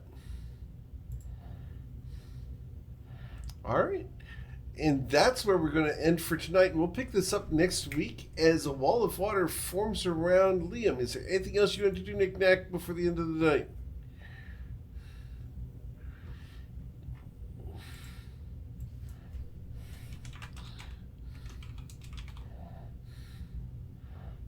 She looks at you and she's like, how?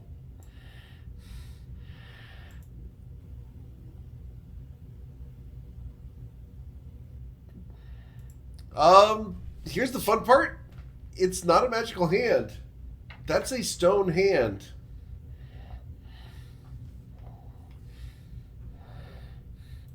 No. The earth has been shaped this way. It's not an ongoing spell. This is just the new form of the earth. Yes.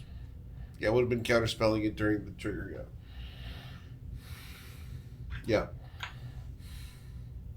Yep. Yeah, there's nothing to spell anymore.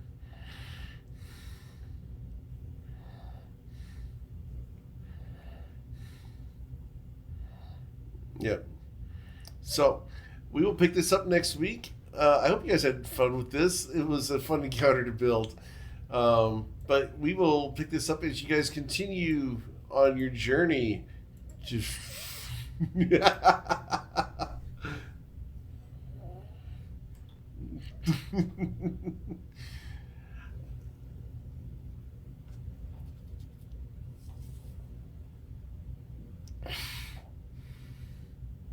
Yeah, Liam died except for Cass's inspiration. Yep, guys did well. You guys are doing good.